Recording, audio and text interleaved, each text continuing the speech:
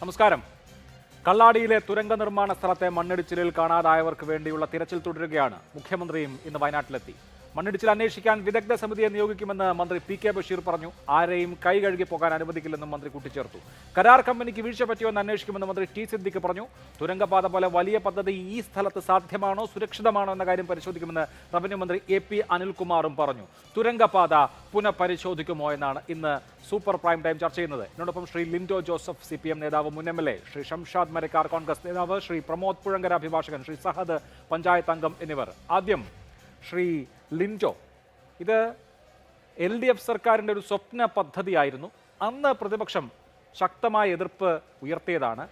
അന്ന് എന്താണോ ചൂണ്ടിക്കാണിച്ചത് അതുതന്നെ സംഭവിക്കുകയാണ് എന്നൊരു തോന്നലാണ് ഇപ്പോൾ ഉണ്ടാവുന്നത്. നിർമ്മാണം തുടങ്ങി, തുരങ്കപാതയുടെ നിർമ്മാണം തുടങ്ങി ആദ്യത്തെ കാലവർഷാരംഭത്തിൽ തന്നെ ഒരു വലിയ ദുരന്തത്തെ അഭിമുഖീകരിക്കേണ്ടി വന്നു വയനാടിനെ സംബന്ധിച്ച്. അപ്പോൾ ഇപ്പോൾ മന്ത്രിമാർ പറയുന്നത് പോലെ ഇനി എന്ത് എന്ന കാര്യത്തിൽ ആലോചിച്ചല്ലേ മുന്നോട്ട് നീങ്ങാൻ പറ്റൂ?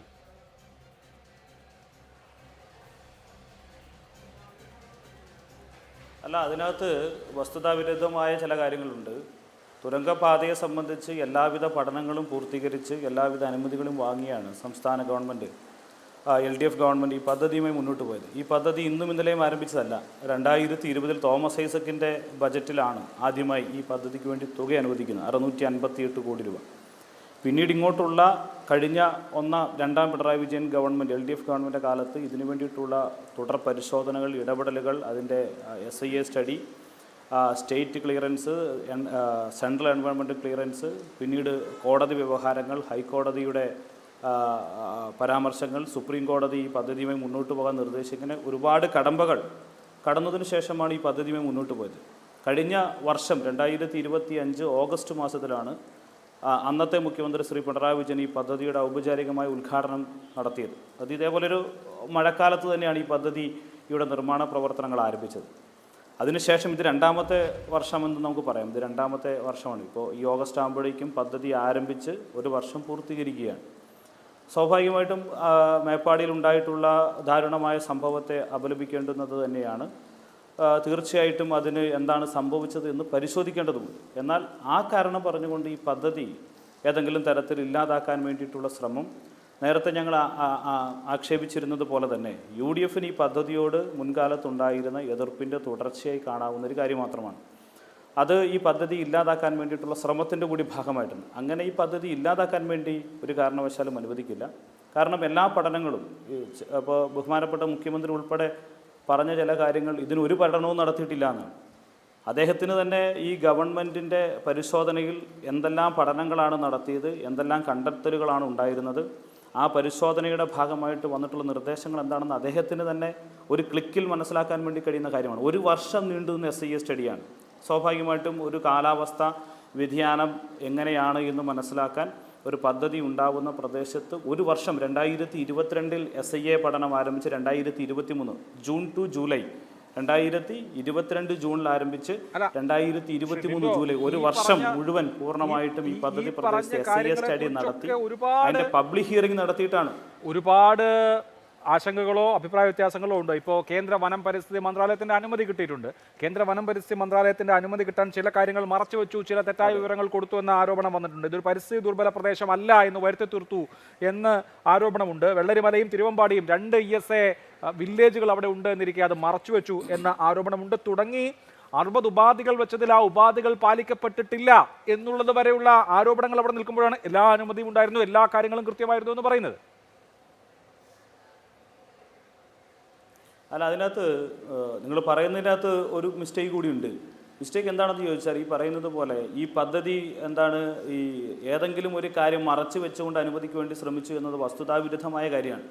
ഈ പദ്ധതിക്ക് അനുമതി ലഭ്യമാകുന്നത് 2025 2025 സ്റ്റേറ്റ് എൻവയോൺമെൻറ്റൽ ക്ലിയറൻസും 2025 മാർച്ച് മാസത്തിന് ശേഷമാണ് സെൻട്രൽ എൻവയോൺമെൻറ്റൽ ക്ലിയറൻസും കിട്ടുന്നത്. അതിനകത്തെല്ലാം ESA വില്ലേജിൽ ഉൾപ്പെടുന്നതാണ് ഇത് എന്ന് തന്നെയാണ്. അത് സെൻട്രൽ ഗവൺമെൻറ്റിൽ നിന്ന് ഇതിന് അംഗീകാരം ലഭ്യമായി സ്റ്റേറ്റ് എൻവയോൺമെൻറ്റൽ ക്ലിയറൻസും സെൻട്രൽ എൻവയോൺമെൻറ്റൽ ക്ലിയറൻസും ലഭ്യമാവുന്ന ഘട്ടത്തിൽ അവർ നിർദ്ദേശിച്ച കുറേ മാർഗനിർദ്ദേശങ്ങളുണ്ട്. ആ മാർഗനിർദ്ദേശങ്ങൾ പാലിപ്പിക്കപ്പെടുത്താൻ അല്ലെങ്കിൽ കൃത്യമായി അത് പാലിച്ചുകൊണ്ട് നിർമ്മാണ പ്രവർത്തനങ്ങൾ നടത്താൻ സംസ്ഥാന സർക്കാരിന് ബാധ്യതയുണ്ട്, അത് കൃത്യമാണ്. കണ്ടീഷണൽ ആണല്ലോ, ഒരു കാര്യം തരുമ്പോൾ ഇന്ന പ്രശ്നങ്ങൾ അവിടെ ഉണ്ട്, എന്നാൽ തുരങ്കപാത നമ്മൾ അനിവാര്യമായ പദ്ധതിയുമായി മുന്നോട്ട് പോകാം എന്ന ഇന്ന കാര്യങ്ങളിൽ പരിശോധന നടത്തുന്നതുണ്ട്. അതിൻ്റെ ബ്ലാസ്റ്റിംഗ് നടത്തുന്ന ഘട്ടത്തിലുണ്ടാകുന്ന പ്രശ്നം, മഴ പെയ്യുമ്പോൾ അതിൻ്റെ മണ്ണൊലിപ്പ് എങ്ങനെയാകുമെന്നതിനെ സംബന്ധിച്ച്, അതുപോലെ തന്നെ 24 മണിക്കൂറും പ്രവർത്തനം നടത്തുമ്പോൾ വന്യമൃഗങ്ങൾക്കുണ്ടാകുന്ന പ്രശ്നം, ഇതെല്ലാം കണ്ടീഷൻ കൃത്യമായി പറഞ്ഞിട്ടുണ്ട്. അത് നടപ്പിലാക്കുന്നുണ്ടോ, അത് കൃത്യമായി പാലിക്കുന്നുണ്ടോ, അത് ചെയ്യുന്നുണ്ടോ എന്ന പരിശോധന സംസ്ഥാന ഗവൺമെൻറ്റിൻ്റെ ഭാഗത്ത് കൃത്യമായിട്ട് വേണം. എന്നാൽ ഇതിൻ്റെ അനുമതി ലഭ്യമായിട്ടില്ല, അല്ലെങ്കിൽ ഇതിൻ്റെ വേണ്ടത്ര പരിശോധന നടത്തിയിട്ടില്ല എന്ന് പറയുന്ന വാദത്തോടാണ് നമുക്ക് എതിർപ്പ്. എല്ലാ പരിശോധനയും എല്ലാ പഠനങ്ങളും അതിനുമായി ബന്ധപ്പെട്ട എല്ലാ അനുമതികളും ലഭ്യമായി. അതുകൊണ്ടാണല്ലോ സുപ്രീം കോടതിയിലും ഹൈക്കോടതിയിലും ഇതുമായി ബന്ധപ്പെട്ടുകൊണ്ട് ചില ആളുകൾ ആ വാദം നമുക്ക് പരിശോധിക്കാം. എല്ലാ അനുമതിയും ലഭ്യമായി എന്നുള്ള വാദം പരിശോധിക്കാം. പക്ഷേ ഷംഷാദ് മരക്കാർ കൂടി എത്തിച്ചേരണം. അദ്ദേഹം അതിന് ഇപ്പോഴത്തെ സർക്കാരിൻ്റെ കൂടി നിലപാട്, കോൺഗ്രസിൻ്റെ കൂടി നിലപാട് പറയുമെന്ന് ഞാൻ വിചാരിക്കുന്നു. ശ്രീ പ്രമോദ് പുഴകര, എല്ലാ അനുമതിയും ലഭ്യമായ പദ്ധതിയാണ് എന്ന് പറയുമ്പോൾ ശരിയാണ്, സാങ്കേതികമായി അത് ശരിയാണ്. പക്ഷെ നോക്കൂ, കഴിഞ്ഞ 20-ാം തീയതി, ജൂൺ മാസം 20-ാം തീയതി ഇതാ അപകടം വരുന്നു എന്ന് ദുരന്ത നിവാരണ അതോറിറ്റി യോഗം ചേർന്ന് തീരുമാനിച്ചു. മണ്ണ് മാറ്റാനുള്ള ഉത്തരവ് കൊടുത്തു. കമ്പനി പാലിച്ചില്ല എങ്കിൽ ദുരന്ത നിവാരണ അതോറിറ്റിക്ക് നിയമമുണ്ട്, ചെയ്യാവുന്നതാണ്, ജില്ലാ ഭരണകൂടത്തിന് ചെയ്യാവുന്നതാണ്. ഒന്നും ചെയ്തില്ല. അപ്പോൾ അപകടം ഉണ്ടാകുമെന്ന് നേരത്തെ കൂട്ടി കണ്ടെത്തിയിട്ട് പിന്നെ അപകടമുണ്ടായി എന്ന് പറഞ്ഞാൽ ആ അപകടത്തെ നേരിട്ടുകൊണ്ടിരിക്കുമ്പോൾ നമ്മൾ ഈ പദ്ധതിയെക്കുറിച്ച് അല്ലെങ്കിൽ അതിൻ്റെ നടത്തിപ്പിനെക്കുറിച്ച് എന്ത് വിചാരിക്കണം? ഇത് ഈ അപകടത്തെക്കുറിച്ചിട്ടുള്ള മുന്നറിയിപ്പുകൾ അവഗണിക്കുക എന്നുള്ളത് ഭരണകൂടത്തിൻ്റെ, അത് ഇറസ്പെക്റ്റീവ് ഓഫ് ഏത് കക്ഷിയുടെ സർക്കാർ എന്നല്ല, നമ്മുടെ ഭരണകൂടത്തിൻ്റെയും ഈ സംവിധാനത്തിൻ്റെയും ഒരു സ്വഭാവമാണ്. അതിൽ ഈ ദുരന്ത നിവാരണ അതോറിറ്റി എന്ന് പറഞ്ഞ് നമ്മുടെ സംസ്ഥാനത്ത് ഇപ്പോൾ നമ്മൾ ചെലവും കൊടുത്ത് നിർത്തിയിരിക്കുന്ന ഈ സംവിധാനത്തെ ഈ വളരെ ഒരു കുറ്റകൃത്യമാണ്, ജനങ്ങളോടുള്ളൊരു കുറ്റകൃത്യമാണ് അവർ ചെയ്തിരിക്കുന്നത്. എന്ത് ദുരന്ത നിവാരണമാണ്, എന്ത് തരത്തിലുള്ള വൈദഗ്ധ്യമാണ് അവർ ഇക്കാര്യത്തിലൊക്കെ പ്രകടിപ്പിക്കുന്നത് എന്നുള്ളത് കൂടിയുണ്ട്. ഒപ്പം ജില്ലാ ഭരണകൂടത്തെ ഉള്ളവർക്ക് ദുരന്ത നിവാരണ നിയമം അനുസരിച്ച് അതിൻ്റെ മുന്നറിയിപ്പുകളും അതിൻ്റെ ജനങ്ങൾക്ക് അപകടമുണ്ടാക്കുന്ന ഇത്തരത്തിലുള്ള കാര്യങ്ങൾ മാറ്റുന്നതിന് വേണ്ടിയിട്ടുള്ള നിർദ്ദേശങ്ങൾ അവഗണിച്ചാൽ അത് അറസ്റ്റ് ചെയ്യാൻ വരെ നിയമമുള്ളൊരു നാട്ടിലാണ്. ഞങ്ങൾ പറഞ്ഞു, ആരും കേട്ടില്ല, കമ്പനി കേട്ടില്ല എന്നൊക്കെ പറഞ്ഞിട്ടുള്ള ഇപ്പോഴുള്ള ഒഴുക്കൻ മറ്റുള്ള വർത്തമാനങ്ങൾ ഉണ്ടാകുന്നത്. അതൊരു കാര്യം. രണ്ടാമത്തേത്, നമ്മളിവിടെ ഈ ഇത്തരം ഈ മുണ്ടക്കൈ ചൂരൽമല ദുരന്തത്തിൻ്റെ തന്നെ മുന്നറിയിപ്പുണ്ടായിട്ടും അവിടെ പ്രവർത്തിക്കുന്ന മറ്റ് സംഘടനകളടക്കമുള്ളവർ, കേന്ദ്ര സർക്കാരിൻ്റെ അടക്കമുള്ള പലതരത്തിലുള്ള മുന്നറിയിപ്പുകൾ ഉണ്ടായിട്ടും അതിനെ നിരന്തരം അവഗണിച്ചതിൻ്റെ ഫലം കൂടിയാണ് 400ഓളം ആളുകൾക്ക് ജീവൻ നഷ്ടപ്പെടുന്ന മുണ്ടക്കൈ ചൂരൽമല ദുരന്തമുണ്ടായത് എന്ന് നമ്മുടെ മുന്നിലുണ്ട്. അപ്പോൾ വയനാട്, എസ്പെഷ്യലി ഈ ഒരു വയനാട്ടിലെ ഈ ഇരട്ട തുരങ്ക പാതയുടെ നിർമ്മാണത്തിൻ്റെ ഭാഗമായിട്ട് നമ്മൾ കാണേണ്ടത് എല്ലാ തരത്തിലുള്ള പാരിസ്ഥിതിക മുന്നറിയിപ്പുകളെയും പാരിസ്ഥിതിക ദുർബലമായ പ്രദേശങ്ങൾ, ecologically sensitive zones and ecologically എൻവയോൺമെൻ്റലി ഫ്രജൈൽ സോൺസിനെ എല്ലാം തന്നെ യാതൊരു തരത്തിലുള്ള ജാഗ്രതയും കരുതലും കൂടാതെ അതിനെ ഒരു തരത്തിലുള്ള ആക്രമണോത്സുകമായ രീതിയിൽ വികസനത്തിൻ്റെ ഒരു മായക്കാഴ്ച ഉണ്ടാക്കിക്കൊണ്ട് നടപ്പാക്കുകയാണ് ഇവിടെ ചെയ്യുന്നത്. ഇപ്പോൾ ഇവിടെ എല്ലാ വിധത്തിലുള്ള അനുമതിയും ലഭിച്ചു എന്ന് പറഞ്ഞു. ഈ അനുമതി എന്താ? ഇന്ത്യയിൽ എത്രയോ കാലമായിട്ട് ഇപ്പോൾ ഒരു 10-20 കൊല്ലം പ്രത്യേകിച്ചെടുത്തു കഴിഞ്ഞാൽ നമുക്ക് കാണാം, ഈ environmental impact studies, environmental impact അസസ്മെൻറ്റിൻ്റെ പഠനം നടത്തുന്നതിന്, അതിൻ്റെ വിശകലനം നടത്തുന്നതിന് അതിനേൽപ്പിക്കുന്ന കൺസൾട്ടൻസ് ആരാ? ഈ കൺസൾട്ടൻസ് എന്ന് പറയുന്നത് ഈ പ്രോജക്റ്റ് ഏർപ്പെടുത്തുന്ന കമ്പനി തന്നെ കണ്ടെത്തുന്ന കൺസൾട്ടൻറ്റുകളാണ് ഇപ്പോൾ ഈ പഠനം നടത്തിക്കൊണ്ടുവരുന്നത്. അതിനുള്ളിൽ പലപ്പോഴും ഒരു കോപ്പി കാറ്റായിട്ടാണ് പല റിപ്പോർട്ടുകളും എന്നാണ് കാണുന്നത്. അതായത് ഏതാണ്ട് എല്ലാ EIA സ്റ്റഡീസും പറയുന്നത് ഏതാണ്ട് ഒരേ കാര്യമൊക്കെയാണ്. അതിൽ ചില ഫിഗേഴ്സൊക്കെ അങ്ങോട്ടും ഇങ്ങോട്ടും മാറ്റുകയുള്ളൂ എന്നുള്ള മട്ടിലാണ് ഇത് നടക്കുന്നത്. ഇപ്പോൾ ഈ ഇരട്ടത്തുരങ്ക പാതയുടെ നിർമ്മാണത്തിൻ്റെ പഠനത്തിൽ തന്നെ നോക്കൂ, ഈ സംസ്ഥാന വിദഗ്ധ സമിതി തന്നെ ഇത് വളരെ പാരിസ്ഥിതികമായി ദുർബലമായ പ്രദേശമാണ് എന്നും മണ്ണിടിച്ചിലുണ്ടാകുമെന്നുള്ളത് സംസ്ഥാന വിദഗ്ധ സമിതിക്കല്ല, ഏത് ലേമേന് സാധാരണ മനുഷ്യന് പോലും കാണാവുന്നതാണ്. 2019 മണ്ണിടിച്ചിലുണ്ടായ സ്ഥലം, ദുരന്തമുണ്ടായ സ്ഥലം എന്ന് പറയുന്നത് ഇവിടെ നിന്നും 500 മീറ്ററോ മറ്റോ അകലെയാണ്. ഈ 2024 അതിഭീകരമായ മണ്ണിടിച്ചിലും ദുരന്തവും ഉണ്ടായ സ്ഥലം എന്ന് പറയുന്നത് ഇവിടെ നിന്ന് 5 കിലോമീറ്റർ ചുറ്റളവിലാണ്. ഇപ്പോൾ വയനാട് ഏതാണ്ട് ആകമാനം തന്നെ ഇത്തരത്തിലുള്ള പാരിസ്ഥിതിക ദുർബലമായ ഒരു പ്രദേശത്താണ്. അപ്പോൾ സംസ്ഥാന സർക്കാർ എന്താ ചെയ്തത്? ഇത് കേന്ദ്രാനുമതിക്കും കേന്ദ്ര സർക്കാരിൻ്റെ പാരിസ്ഥിതിക അനുമതിക്കുമൊക്കെ ആയിട്ട് കൊടുക്കുന്ന സമയത്ത് ഈ വിവരങ്ങൾ മറച്ചു വെച്ചു എന്നുള്ളതാണല്ലോ പുതിയ വിവരങ്ങൾ വരുന്നത്. അപ്പോൾ ഇതിൽ വേണ്ട തരത്തിലുള്ള പബ്ലിക് ഹിയറിംഗ് ഇല്ല, വേണ്ട തരത്തിലുള്ള എക്സ്പെർട്ടൈസ് കണക്കെടു ആളുകളെ വിശ്വാസത്തിലെടുക്കുന്നതിൽ ഇത്തരത്തിൽ വളഞ്ഞ വഴിയിലൂടെയും കുറുക്കുവഴികളിലൂടെയും നേടിയെടുക്കുന്ന പാരിസ്ഥിതിക അനുമതികളുടെ ഒരു ശൃംഖല ഇന്ത്യയിലെ ഇത്തരത്തിലുള്ള വികസന പദ്ധതികളുടെ ഭാഗത്ത് എല്ലായിടത്തും നോക്കിയാൽ കാണാം. ഇതിൽ മാത്രമല്ല, ഇപ്പോൾ ഉദാഹരണത്തിന് ഇപ്പോൾ സുപ്രീം കോടതി അനുമതിയെക്കുറിച്ച് പറയുന്നുണ്ട്. സുപ്രീം കോടതി തന്നെ കാലങ്ങളായിട്ട് ഇന്ത്യയിൽ ഉരുത്തിരിഞ്ഞു വന്ന എൻവയോൺമെന്റൽ ജൂറിസ്പ്രുഡൻസിൻ്റെ ഒരു ധാരയെ സുപ്രീം കോടതി ഇപ്പോൾ ഈ പുതിയ വികസന സങ്കല്പത്തിൻ്റെ എന്തു വന്നാലും കോർപ്പറേറ്റുകളുടെയും സർക്കാരിൻ്റെയും ജനങ്ങൾക്ക് വിൽക്കുന്നൊരു വികസന കൺസെപ്റ്റ് ഉണ്ട്. വലിയ റോഡുകൾ, വിമാനത്താവളങ്ങൾ എന്നൊക്കെ പറഞ്ഞ് ഇതിൻ്റെ പിന്നാലെ വരുന്ന ഈ വികസന സങ്കല്പത്തിൻ്റെ പിന്നാലെ പോകുന്ന ഭരണകൂട യുക്തിയെയാണ് സുപ്രീം കോടതി തങ്ങളുടെ തന്നെ എൻവയോൺമെൻറ്റൽ ജൂറിസ്പ്രുഡൻസിനെ അട്ടിമറിച്ചുകൊണ്ട് ഇപ്പോൾ നടപ്പാക്കുന്നത്. അതുകൂടി പറയാതിരിക്കാൻ വയ്യ. അപ്പോൾ 2025 ഇപ്പോൾ കഴിഞ്ഞ ഉണ്ടായി വനശക്തി ജഡ്ജ്മെൻറ്റ്, വനശക്തി യൂണിയൻ ഓഫ് ഇന്ത്യ കേസിലെ ജഡ്ജ്മെൻറ്റിൽ ആദ്യം സുപ്രീം കോടതി അതിന് നൽകിയ ജഡ്ജ്മെൻറ്റ് എക്സ്പോസ്റ്റ് ഫാക്ടോ അപ്രൂവൽ എന്ന് പറയുന്നത്, അതായത് മുൻകാല പ്രാബല്യത്തോടുകൂടി എൻവയോൺമെൻറ്റൽ വയലേഷൻസ് ഉണ്ടാവുകയാണെങ്കിൽ മുൻകാല പ്രാബല്യത്തോടെ, ഇപ്പോൾ പദ്ധതി ഒരുപാട് കാലം കുറച്ച് മുന്നോട്ട് പോയി എന്നുണ്ടെങ്കിൽ അതിന് മുൻകാല പ്രാബല്യത്തോടെ അപ്രൂവൽ കൊടുക്കുന്ന നടപടി എന്ന് പറയുന്നത് തെറ്റാണെന്നും അത് ഒരു ക്രിമിനൽ നടപടിയാണെന്നും അത്തരത്തിൽ എൻവയോൺമെൻറ്റൽ ജൂറിസ്പ്രുഡൻസിനെ ഇല്ലാതാക്കാൻ കഴിയില്ലെന്നും പറഞ്ഞാണ് ആദ്യ ജഡ്ജ്മെൻറ്റ് കൊടുത്തത്. പക്ഷേ പിന്നീട് ഒരു 3 അംഗ ബെഞ്ച് അതിനെ തിരുത്തുകയും ഇത്തരത്തിലുള്ള റിട്രോസ്പെക്റ്റീവ് എഫക്റ്റിൽ അംഗീകാരം കൊടുക്കാമെന്നുള്ള ഒരു തരത്തിലുള്ള നിലപാടിലെത്തിക്കെത്തുകയും മറ്റൊരു ബെഞ്ച് ഇപ്പോൾ അത് കേട്ട് ജഡ്ജ്മെൻറ്റ് റിസർവ് ചെയ്തു വെച്ചിരിക്കുകയാണ്. ഇത് എന്താ പറയുന്നത്, ഇത്തരത്തിൽ ഇപ്പോൾ ചാർധാം പ്രോജക്റ്റിൻ്റെ കേന്ദ്ര സർക്കാർ നടപ്പാക്കാൻ പോകുന്ന ചാർധാം പ്രോജക്റ്റിൻ്റെ റോഡ് വൈഡനിങ്, അവിടെ ഹിമാലയൻ ഏറ്റവും ഫ്രജൈലായിട്ടുള്ള ഒരു ലോകത്തിലെ തന്നെ ഏറ്റവും ഫ്രജൈലായിട്ടുള്ള പർവ്വത മേഖലകളിൽ ഒന്നാണ് ഹിമാലയൻ പർവ്വത മേഖല.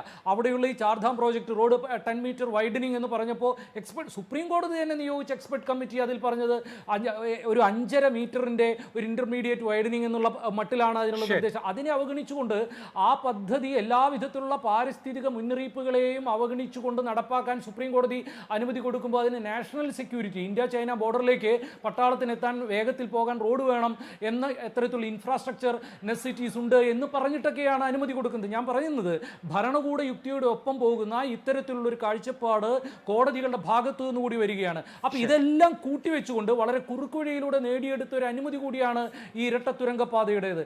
അല്ലെങ്കിൽ നിരവധിയായ പ്രശ്നങ്ങൾ ഇപ്പോൾ സംസ്ഥാന തലത്തിലുള്ള എൻവയോൺമെൻറ്റൽ ഇമ്പാക്റ്റ് അസസ്മെൻറ്റിനുള്ള കമ്മിറ്റി അവർ ഇതിൽ നൽകിയ നിർദ്ദേശങ്ങളിൽ നടപ്പാക്കാൻ പറ്റാത്തതാണെങ്കിൽ കൂടി നിരവധിയായിട്ടുള്ള പ്രശ്നങ്ങൾ അവർ ചൂണ്ടിക്കാണിച്ചില്ലേ?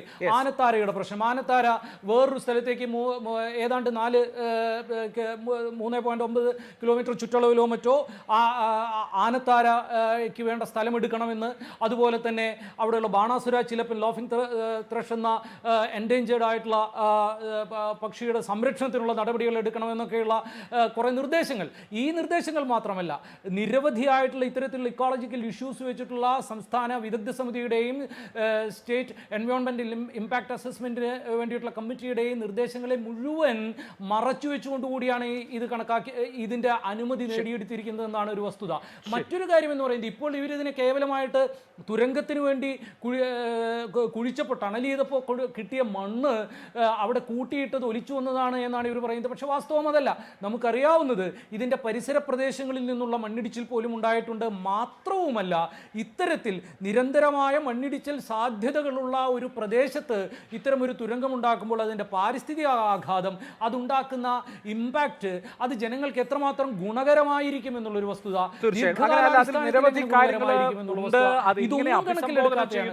പ്രശ്നമാണ്. ഇതുവരെ എങ്ങനെ ചെയ്തു എന്നുള്ളത് പ്രശ്നമാണ്. ധാരാളം വിഷയങ്ങൾ അക്കാര്യത്തിലുണ്ട്. പക്ഷേ സഹദ്, മുൻപ് ദുരന്തമുണ്ടായപ്പോൾ മേപ്പാടി മേഖലയിൽ വന്നപ്പോൾ താങ്കളെ കണ്ട ഓർമ്മ എനിക്കുണ്ട്. തുടർച്ചയായി ദുരന്തങ്ങൾ ഉണ്ടാകുന്ന മേഖലയാണ്. 2019 പുത്തുമല സംഭവിച്ചു. അതിനുശേഷം വലിയ മുണ്ടക്കൈ ചുരൽമല ഉരുൾപൊട്ടലുകൾ ഉണ്ടായി. ആ മേഖലയിലേക്ക്, ഇപ്പോൾ പുത്തുമലയിലേക്ക് ഏതാണ്ട് 800 മീറ്ററേ ഉള്ളൂ ഇപ്പോൾ ദുരന്തം നടന്നിരിക്കുന്ന സ്ഥലത്ത് നിന്ന്. അവിടെ നിന്ന് 5 കിലോമീറ്ററേ ഉള്ളൂ മുണ്ടക്കൈ ചൂരൽമല മേഖലയിലേക്ക്. അപ്പോൾ ഇത് നിരന്തരമായി അപകടം ഉണ്ടായിക്കൊണ്ടിരിക്കുന്ന സ്ഥലമാണ്. 84-ലെ മുണ്ടക്കൈ ഉരുൾപൊട്ടൽ മറ്റൊരു ഉദാഹരണം. അങ്ങനെ നിരന്തരമായി അപകടമുണ്ടാവുന്ന, ദുരന്തമുണ്ടാവുന്ന ഒരു സ്ഥലത്ത് ആ അപകടത്തിന് ട്രിഗർ ചെയ്യുന്ന വിധത്തിലാണോ ഈ നിർമ്മാണ പ്രവർത്തനം എന്ന സംശയം ന്യായമായുമുണ്ട്.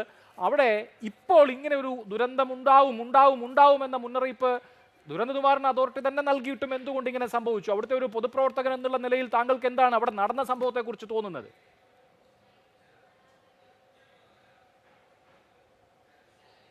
തീർച്ചയായിട്ടും ഈ ദുരന്തവുമായി ബന്ധപ്പെട്ട് ഒരുപാട് പ്രയാസം ഞങ്ങൾക്ക് ഉണ്ടായിട്ടുണ്ട്. ഈ മേപ്പാടി വയനാട് എന്ന് പറയുമ്പോൾ തീർച്ചയായിട്ടും ഒത്തിരി അനുഭവങ്ങൾ ഞങ്ങൾക്ക് ഉണ്ടായിട്ടുണ്ടെങ്കിൽ പോലും ഇത് സംഭവിക്കാൻ പാടില്ലാത്ത ഒരു ദുരന്തമായിരുന്നു. നിർമ്മാണവുമായി ബന്ധപ്പെട്ടും അതിൻ്റെ മറ്റു പ്രവർത്തനവുമായി ബന്ധപ്പെട്ട് സംസ്ഥാന സർക്കാർ നേരത്തെ നല്ലവണ്ണം പഠിച്ച് വിശദീകരണം നടത്തി അപ്പോൾ നൽകിയൊരു പദ്ധതിയാണ്. ഇവിടെ പ്രാദേശികമായിട്ട് ഞങ്ങളൊരു വികാരം സ്വാഭാവികമായിട്ടും മേപ്പാടി ഗ്രാമപഞ്ചായത്ത് അവിടെ നിർമ്മാണവുമായി ബന്ധപ്പെട്ടുണ്ടായിരുന്ന സമയത്ത് അവിടെ നിന്നെടുത്ത മണ്ണ് മറുഭാഗത്തേക്ക് മാറ്റിയിട്ട് ലോഡ് പോലെ വലിയ കുന്നുപോലെ കൂട്ടിയിട്ടുന്ന സമയത്ത് തന്നെ ജനങ്ങളും അതുപോലെ തദ്ദേശ സ്വയംഭരണ സ്ഥാപന സെക്രട്ടറിയും രേഖാമൂലം തന്നെ അത് അപകട സാധ്യതയുണ്ട്, അതുകൊണ്ട് ആ മണ്ണ് അടിയന്തരമായിട്ട് മാറ്റണമെന്ന് നിർദ്ദേശം നൽകിയിരുന്നു. അത് ആ നിർമ്മാണ കമ്പനി ചെയ്തിട്ടില്ല. രണ്ടാമത്തെ കാര്യം, ഈ നിർമ്മാണ കമ്പനിക്ക് കരാർ പ്രകാരമുള്ളത് അവിടെ നിന്ന് എടുക്കുന്ന മണ്ണുകൾ പൂർണ്ണമായും മറ്റൊരു സ്ഥലം പൂർണ്ണമായി പണം വാങ്ങി അല്ലെങ്കിൽ ഡംപ് ചെയ്യുക, ആരെങ്കിലും പറമ്പിൽ പോയി ഡംപ് ചെയ്യാന്നുള്ളതല്ല, അവരെന്നെ ലീസിനോ അല്ലെങ്കിൽ സ്ഥലം പണം കൊടുത്ത് വാങ്ങി അതിനകത്ത് സേഫായ സ്ഥലത്തേക്ക് ഈ മണ്ണിനെ മാറ്റണമെന്നുള്ള കരാറിനകത്ത് വ്യക്തമായിട്ട് പറഞ്ഞിട്ടുണ്ട്. പിന്നെ പ്രത്യേകിച്ച് ഇവിടെ ഈ ഭാഗത്ത് ജോലി ചെയ്യുന്ന ഈ നിർമ്മാണ കമ്പനി എന്ന് പറയുന്നത് പുതിയ കമ്പനിയാണ്. എന്നുവെച്ചാൽ ഈ ഭാഗത്ത് അതുപോലെയുള്ള വലിയ പ്രവർത്തനങ്ങൾ നടത്തിയിട്ടില്ല. അവർ അന്യ സംസ്ഥാനങ്ങളിൽ മറ്റുള്ള വലിയ പദ്ധതികളൊക്കെ അവിടുത്തെ കാലാവസ്ഥയും അവിടുത്തെ മണ്ണും അവിടുത്തെ രീതിയല്ല വയനാടിനെ സംബന്ധിച്ചുണ്ടാവുക. അത് പഠിക്കാതെ ചെയ്തതിൻ്റെ ഭാഗമായിട്ടുണ്ടാകുന്ന ഒരു അപകടമാണ് സംഭവിച്ചത്. അല്ല, അപ്പോൾ ഇതിൻ്റെ ഡിസൈൻ അതല്ലെങ്കിൽ ഈ പ്രവർത്തന രീതി കേരളത്തിലെ ഭൂപ്രകൃതിക്ക് അവിടുത്തെ കാലാവസ്ഥയ്ക്ക് അനുയോജ്യമായിരുന്നില്ല എന്ന് പറയുമ്പോൾ അവിടുത്തെ മേപ്പാടി നിവാസി എന്നുള്ള നിലയിൽ അത് അങ്ങനെ തുടർന്നു പോകാൻ പറ്റില്ലല്ലോ, അല്ലെങ്കിൽ തുടർന്നു പോകുന്നത് ശരിയല്ലല്ലോ.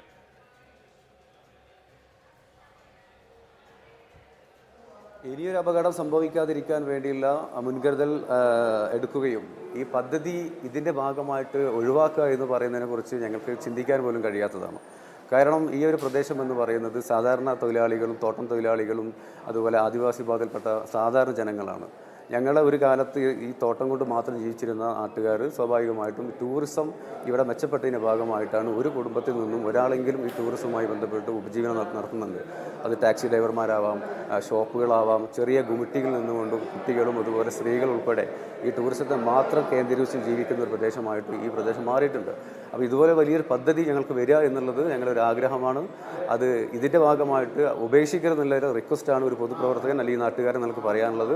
പക്ഷേ ഇതുപോലുള്ള അപകട സാധ്യതകൾ ഉണ്ടെങ്കിൽ തീർച്ചയായിട്ടും അത് പരിശോധിച്ച് വേണ്ട നടപടി സ്വീകരിച്ച് അത് പരിഹരിക്കേണ്ട നിർദ്ദേശം സർക്കാരിൻ്റെ ഭാഗത്തുണ്ടാവണം. ശരി, ശ്രീ ഷംഷാദ് മരക്ക.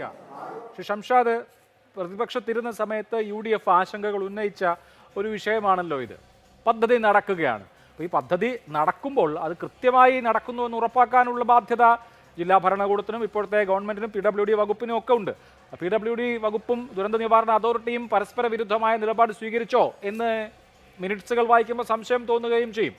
അപ്പോൾ ഇനി എന്തെന്നുള്ള ചോദ്യം വളരെ പ്രധാനപ്പെട്ടതാണല്ലോ. മനുഷ്യനിർമ്മിത ദുരന്തം എന്ന് മന്ത്രി പറയുന്നു. അപ്പോൾ ഒഴിവാക്കാനാകുമായിരുന്ന ദുരന്തം എന്ന് പറയുമ്പോൾ അത് ഒഴിവാക്കേണ്ടത് ആരായിരുന്നു? ആരുടെ കുഴപ്പം, ആരുടെ അനാസ്ഥ? ഇതുമായി ബന്ധപ്പെട്ട് 20-ാം തീയതി ജില്ലാ കലക്ടർ നൽകിയ ഉത്തരവും 25-ാം തീയതി PWD മിനിസ്റ്ററുടെ നേതൃത്വത്തിൽ നടന്ന മീറ്റിങ്ങിൻ്റെ അടിസ്ഥാനത്തിലുള്ള മിനിറ്റ്സുമായിരിക്കും അഭിലാഷ് കോട്ട് ചെയ്യുന്നതെന്ന് ഞാൻ വിചാരിക്കുന്നു. ഇപ്പോൾ എനിക്ക് മുമ്പ് സംസാരിച്ച ശ്രീ സഹദ് തന്നെ പറയുന്നൊരു കാര്യമുണ്ട്. ഈ പദ്ധതിയുമായി ബന്ധപ്പെട്ടുകൊണ്ട് മണ്ണ് അവിടെ നിന്ന് നീക്കം ചെയ്യുന്നതിന് ഈ കമ്പനി ബാധ്യസ്ഥമാണ്. അവർ സ്വന്തം നിലയിൽ സ്ഥലം കണ്ടെത്തുകയോ റെൻറ്റിന് അടിസ്ഥാനത്തിൽ സ്ഥലം കണ്ടെത്തി ഈ പ്രവൃത്തി നടത്തണമെന്നുള്ളതാണ്. അത് എഗ്രിമെൻറ്റിൻ്റെ ഒരു ക്ലോസാണ്, നല്ലതാണ്. അപ്പോൾ തുരങ്കപാതയുടെ നിർമ്മാണ പ്രവർത്തനം ആരംഭിക്കുന്ന ഘട്ടത്തിൽ കമ്പനി ഇത്തരത്തിലൊരു സ്ഥലം കണ്ടെത്തിയിട്ടുമില്ല. കമ്പനിക്ക് ഇതിനുള്ള സംവിധാനങ്ങളും ഒരുക്കാതെയാണ് നിർമ്മാണ പ്രവർത്തനം ആരംഭിച്ചത്. അന്ന് ഈ സ്ഥലം കണ്ടെത്തി കൊടുത്തിരുന്നുവെങ്കിൽ, അല്ലെങ്കിൽ കമ്പനി സ്വമേധയാ സ്ഥലം കണ്ടെത്തിയിരുന്നുവെങ്കിൽ അവിടെ മണ്ണുകൾ കൂട്ടിയിടുന്നൊരു സാഹചര്യം ഉണ്ടാകില്ലായിരുന്നു. അപ്പോൾ അതൊന്നും ചെയ്യാതെയാണ് അതിവേഗത്തിൽ ഈ പദ്ധതിയുടെ നിർമ്മാണ പ്രവർത്തനം ആരംഭിച്ചത് എന്നുള്ളതൊരു യാഥാർത്ഥ്യമാണ്. അതിൻ്റെ ഒരു കെടുതിയാണ് ഇപ്പോൾ അനുഭവിക്കുന്നത്. ഇനി 25-ാം തീയതിയുടെ മിനിസ്റ്ററുടെ മീറ്റിങ്ങിലാണ് ഈ കമ്പനി അവർക്ക് ഭൂമി ലഭ്യമല്ല എന്നുള്ള കാര്യം അറിയിക്കുന്നത്. സർക്കാർ വന്നതിന് ശേഷം ഇതുമായി ബന്ധപ്പെട്ട് നടന്ന മീറ്റിങ്ങിലാണ് അവരിത് അറിയിക്കുന്നത്. 25-ാം തീയതി കഴിഞ്ഞ് 10 ദിവസം മുമ്പാണ് മണ്ണ് കൊണ്ടുപോയി ഇടാനുള്ള സ്ഥലമില്ല എന്ന് ഈ കമ്പനി ഈ വി.ഡി. സതീശൻ മുഖ്യമന്ത്രിയായ ഈ സർക്കാരിന് മുമ്പിലേക്ക് അറിയിക്കുന്ന ഒരു കാര്യമെന്ന് പറയുന്നത്. അപ്പം നാളെ ഇതുവരെ ഇത് ചെയ്യാതിരുന്നു എന്നുള്ളത് വീഴ്ച തന്നെയാണ്. ഇനി മണ്ണ് മാറ്റുന്നതുമായി ബന്ധപ്പെട്ട് മഴക്കാലത്ത് മണ്ണ് മാറ്റുക എന്ന് പറയുന്നത്, അല്ലെങ്കിൽ അമിതമായി മഴ പെയ്യുന്ന സമയത്ത് മണ്ണ് മാറ്റുക എന്ന് പറയുന്നത് അപകടകരമായ കാര്യം തന്നെയാണ്, അതിൽ തർക്കമില്ല. പക്ഷേ അതിനിടയിൽ മണ്ണ് മാറ്റാനുള്ള സമയങ്ങൾ അത് മാറ്റാമായിരുന്നു, ഇനിയും മാറ്റേണ്ടതുമാണ്.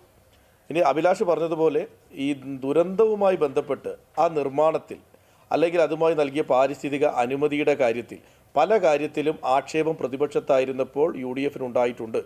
ഇന്നത്തെ മുഖ്യമന്ത്രി ശ്രീ വി.ഡി. സതീശൻ തന്നെ അദ്ദേഹത്തിൻ്റെ ഒരു ഇൻ്റർവ്യൂവിൽ പാരിസ്ഥിതിക അനുമതിയുമായി ബന്ധപ്പെട്ട് ക്ലിയറായ കാര്യങ്ങൾ ലഭിച്ചതിന് ശേഷമേ നിർമ്മാണ പ്രവൃത്തി ആരംഭിക്കുന്നതായിരിക്കും ഉചിതമെന്ന് പറഞ്ഞതിന് ഈ നാട്ടിലടക്കമുള്ള ആളുകൾ പറഞ്ഞത് വികസന വിരോധിയാണ് അദ്ദേഹം എന്നുള്ള രീതിയിൽ വലിയ രീതിയിലുള്ള ക്യാമ്പയിൻ ഉണ്ടായി. ഞങ്ങൾ അന്നും ഇന്നും പറയുന്നത് നാട്ടിൽ വരുന്ന വികസനം എന്ന് പറയുന്നത് നാട്ടിലെ ജനങ്ങൾക്ക് വേണ്ടിയാണ്. അതിനകത്ത് എന്തെങ്കിലും തരത്തിലൊരു ആശങ്ക ഉണ്ടെങ്കിൽ അത് പരിഹരിക്കപ്പെടണം. ഏതെങ്കിലും പാരിസ്ഥിതിക അനുമതിയുമായി ബന്ധപ്പെട്ട് ഇപ്പോൾ പാരിസ്ഥിതിക അനുമതിയുമായി ബന്ധപ്പെട്ട് വിവിധ തലത്തിൽ സംശയങ്ങൾ ഉയർന്നു വരുന്നുണ്ട്. ഈ സംശയം UDF-ൻ്റെ കാലത്ത് ഉണ്ടായിട്ടുണ്ട്. ഇത് ഞങ്ങൾ പലപ്പോഴും പറഞ്ഞിട്ടുണ്ട്. അത് പരിശോധിക്കേണ്ടതാണെങ്കിൽ ഉറപ്പായും പരിശോധിക്കും. ആ പരിശോധനയുടെ ഒരു ഘട്ടം കൂടി മാറിയിട്ടുണ്ട് എന്നുള്ളതാണ്. ചൂരൽമലയിലെ ദുരന്തം വരുന്നതിന് മുമ്പാണ് പാരിസ്ഥിതികമായ അനുമതി സർക്കാരിന് ലഭ്യമായത്. ആ ദുരന്തത്തിന് ശേഷം ഈ ടണൽ പ്രൊജക്ടിന്റെ പ്രദേശഭാഗങ്ങളിൽ എന്തെങ്കിലും തരത്തിൽ ആശങ്കകൾ നിലനിൽക്കുന്നുണ്ടോ എന്നുള്ളത് കൂടി പരിസ്ഥിതി അനുമതി ലഭിച്ചപ്പോൾ തന്നെ വന്നിട്ടുള്ള ചില നിർദ്ദേശങ്ങളുണ്ട്, ചില കണ്ടീഷൻസ് ഉണ്ട്. അതുപോലെ തന്നെ ഈ പീരിയോഡിക്കായി നടത്തുന്ന സ്റ്റഡീസിൽ വരുന്ന ചില ആശങ്കകളുണ്ട്. ഇപ്പോൾ ജിയോളജിക്കൽ സർവേ ഓഫ് ഇന്ത്യ തന്നെ കേരളത്തിൻ്റെ ഭൂപ്രകൃതിക്ക് അനുയോജ്യമായ നിർമ്മാണ പ്രവർത്തനം അല്ല നടത്തുന്നത് എന്ന് ഒരു നിഗമനത്തിൽ എത്തിയിട്ടുണ്ടെന്നാണ് ഞാൻ മനസ്സിലാക്കുന്നത്. അപ്പോൾ ഒരു പദ്ധതി വേണ്ടെന്ന് വയ്ക്കണമെന്നൊന്നും അല്ല പറയുന്നത്. അപകടകരമായ നിലയിലാണ് പദ്ധതിയുടെ നിർമ്മാണ പ്രവർത്തനം പുരോഗമിക്കുന്നത് എങ്കിൽ ജനങ്ങൾക്ക് സുരക്ഷ നൽകുക എന്നൊരു വലിയ ബാധ്യത അവിടെ ഉണ്ടല്ലോ. അപ്പോൾ അതിനുവേണ്ടി എന്ത് ചെയ്യുമെന്നുള്ളതാണ് അടുത്ത ചോദ്യം.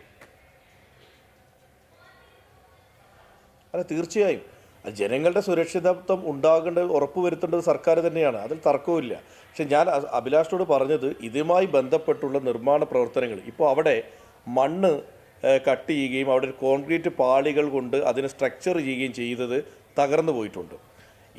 എനിക്കത് മനസ്സിലായൊരു കാര്യം, ഞാൻ അവിടുത്തെ ചില ആളുകളുമായി സംസാരിച്ചപ്പോൾ മനസ്സിലായത് സാധാരണഗതിയിൽ ബെഞ്ച് കട്ടിങ് എന്നുള്ള രീതിയിൽ മണ്ണ് കട്ട് ചെയ്തതിന് ശേഷം നമ്മൾ കോൺക്രീറ്റ് പാളി കൊടുക്കുകയാണെങ്കിൽ അത് ഉറപ്പോടുകൂടി നിൽക്കും.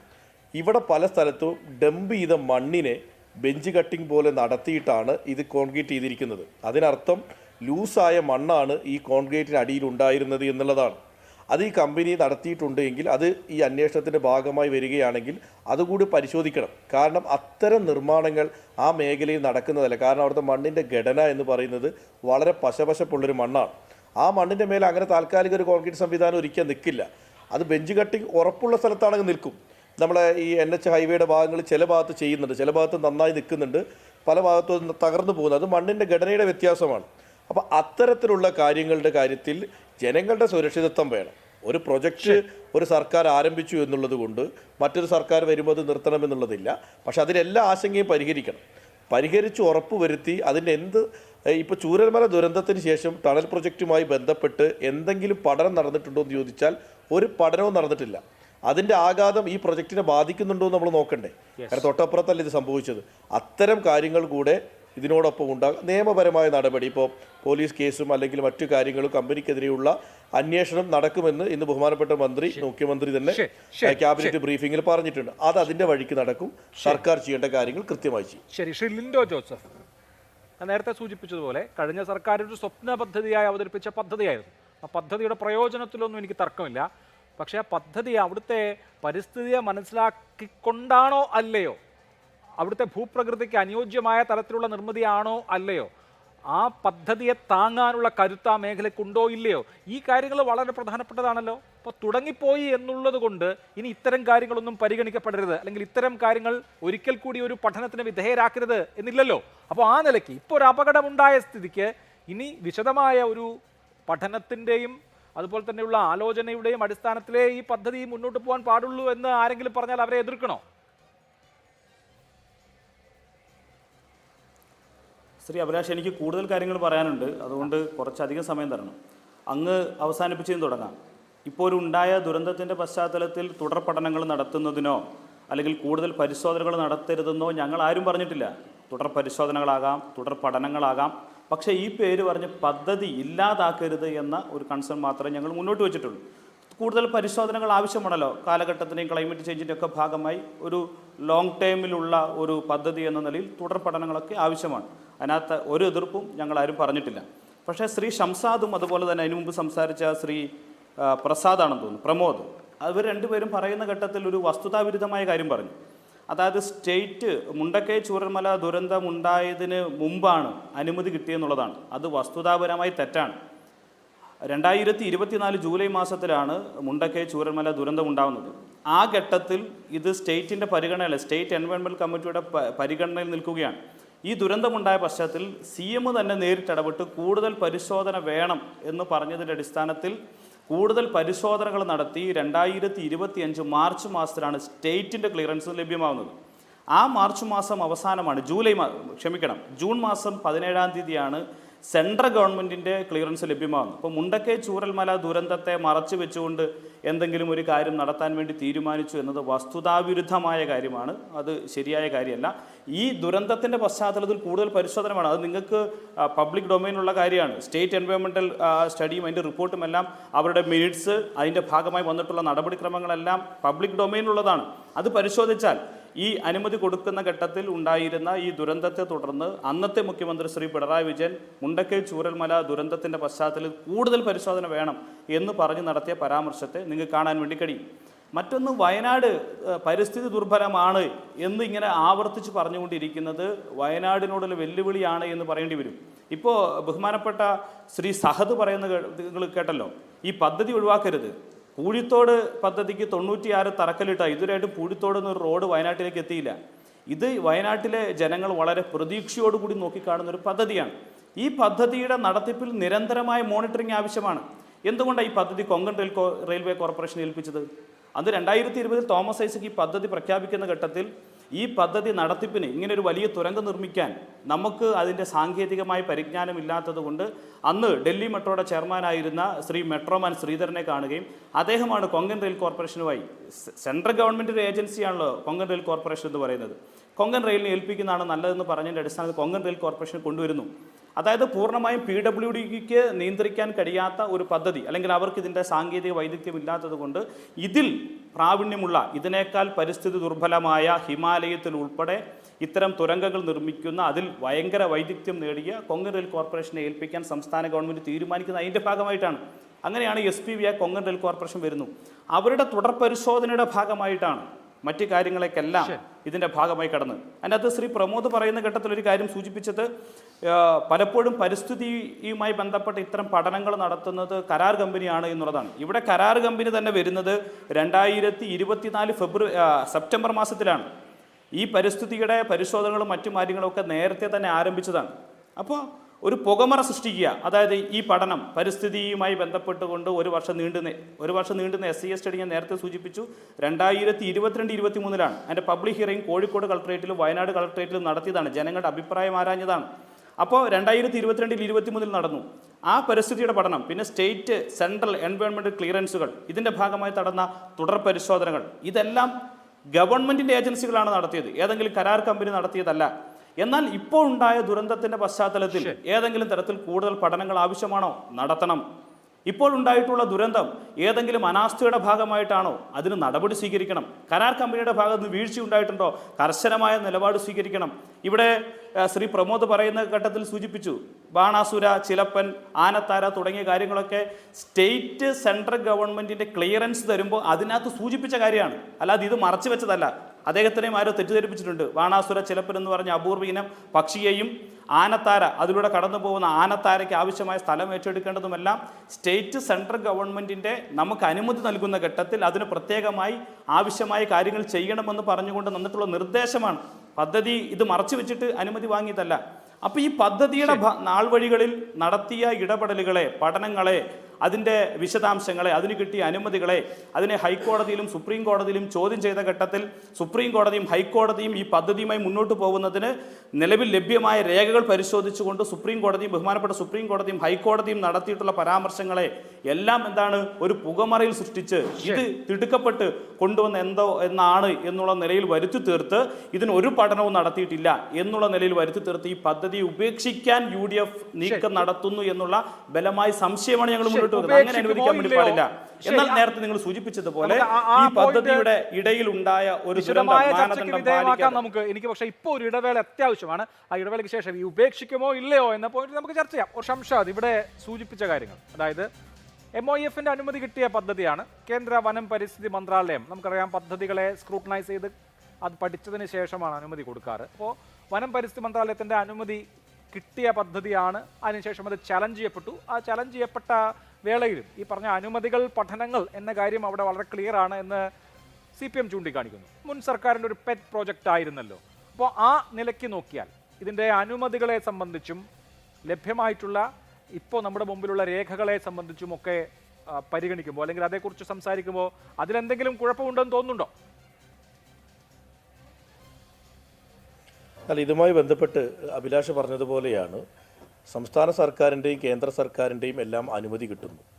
ഈ അനുമതി കിട്ടിയതിനു ശേഷം തുരങ്കപാതയ്ക്കെതിരെ സുപ്രീം കോടതിയെ സമീപിക്കുന്നു ചില ആളുകൾ.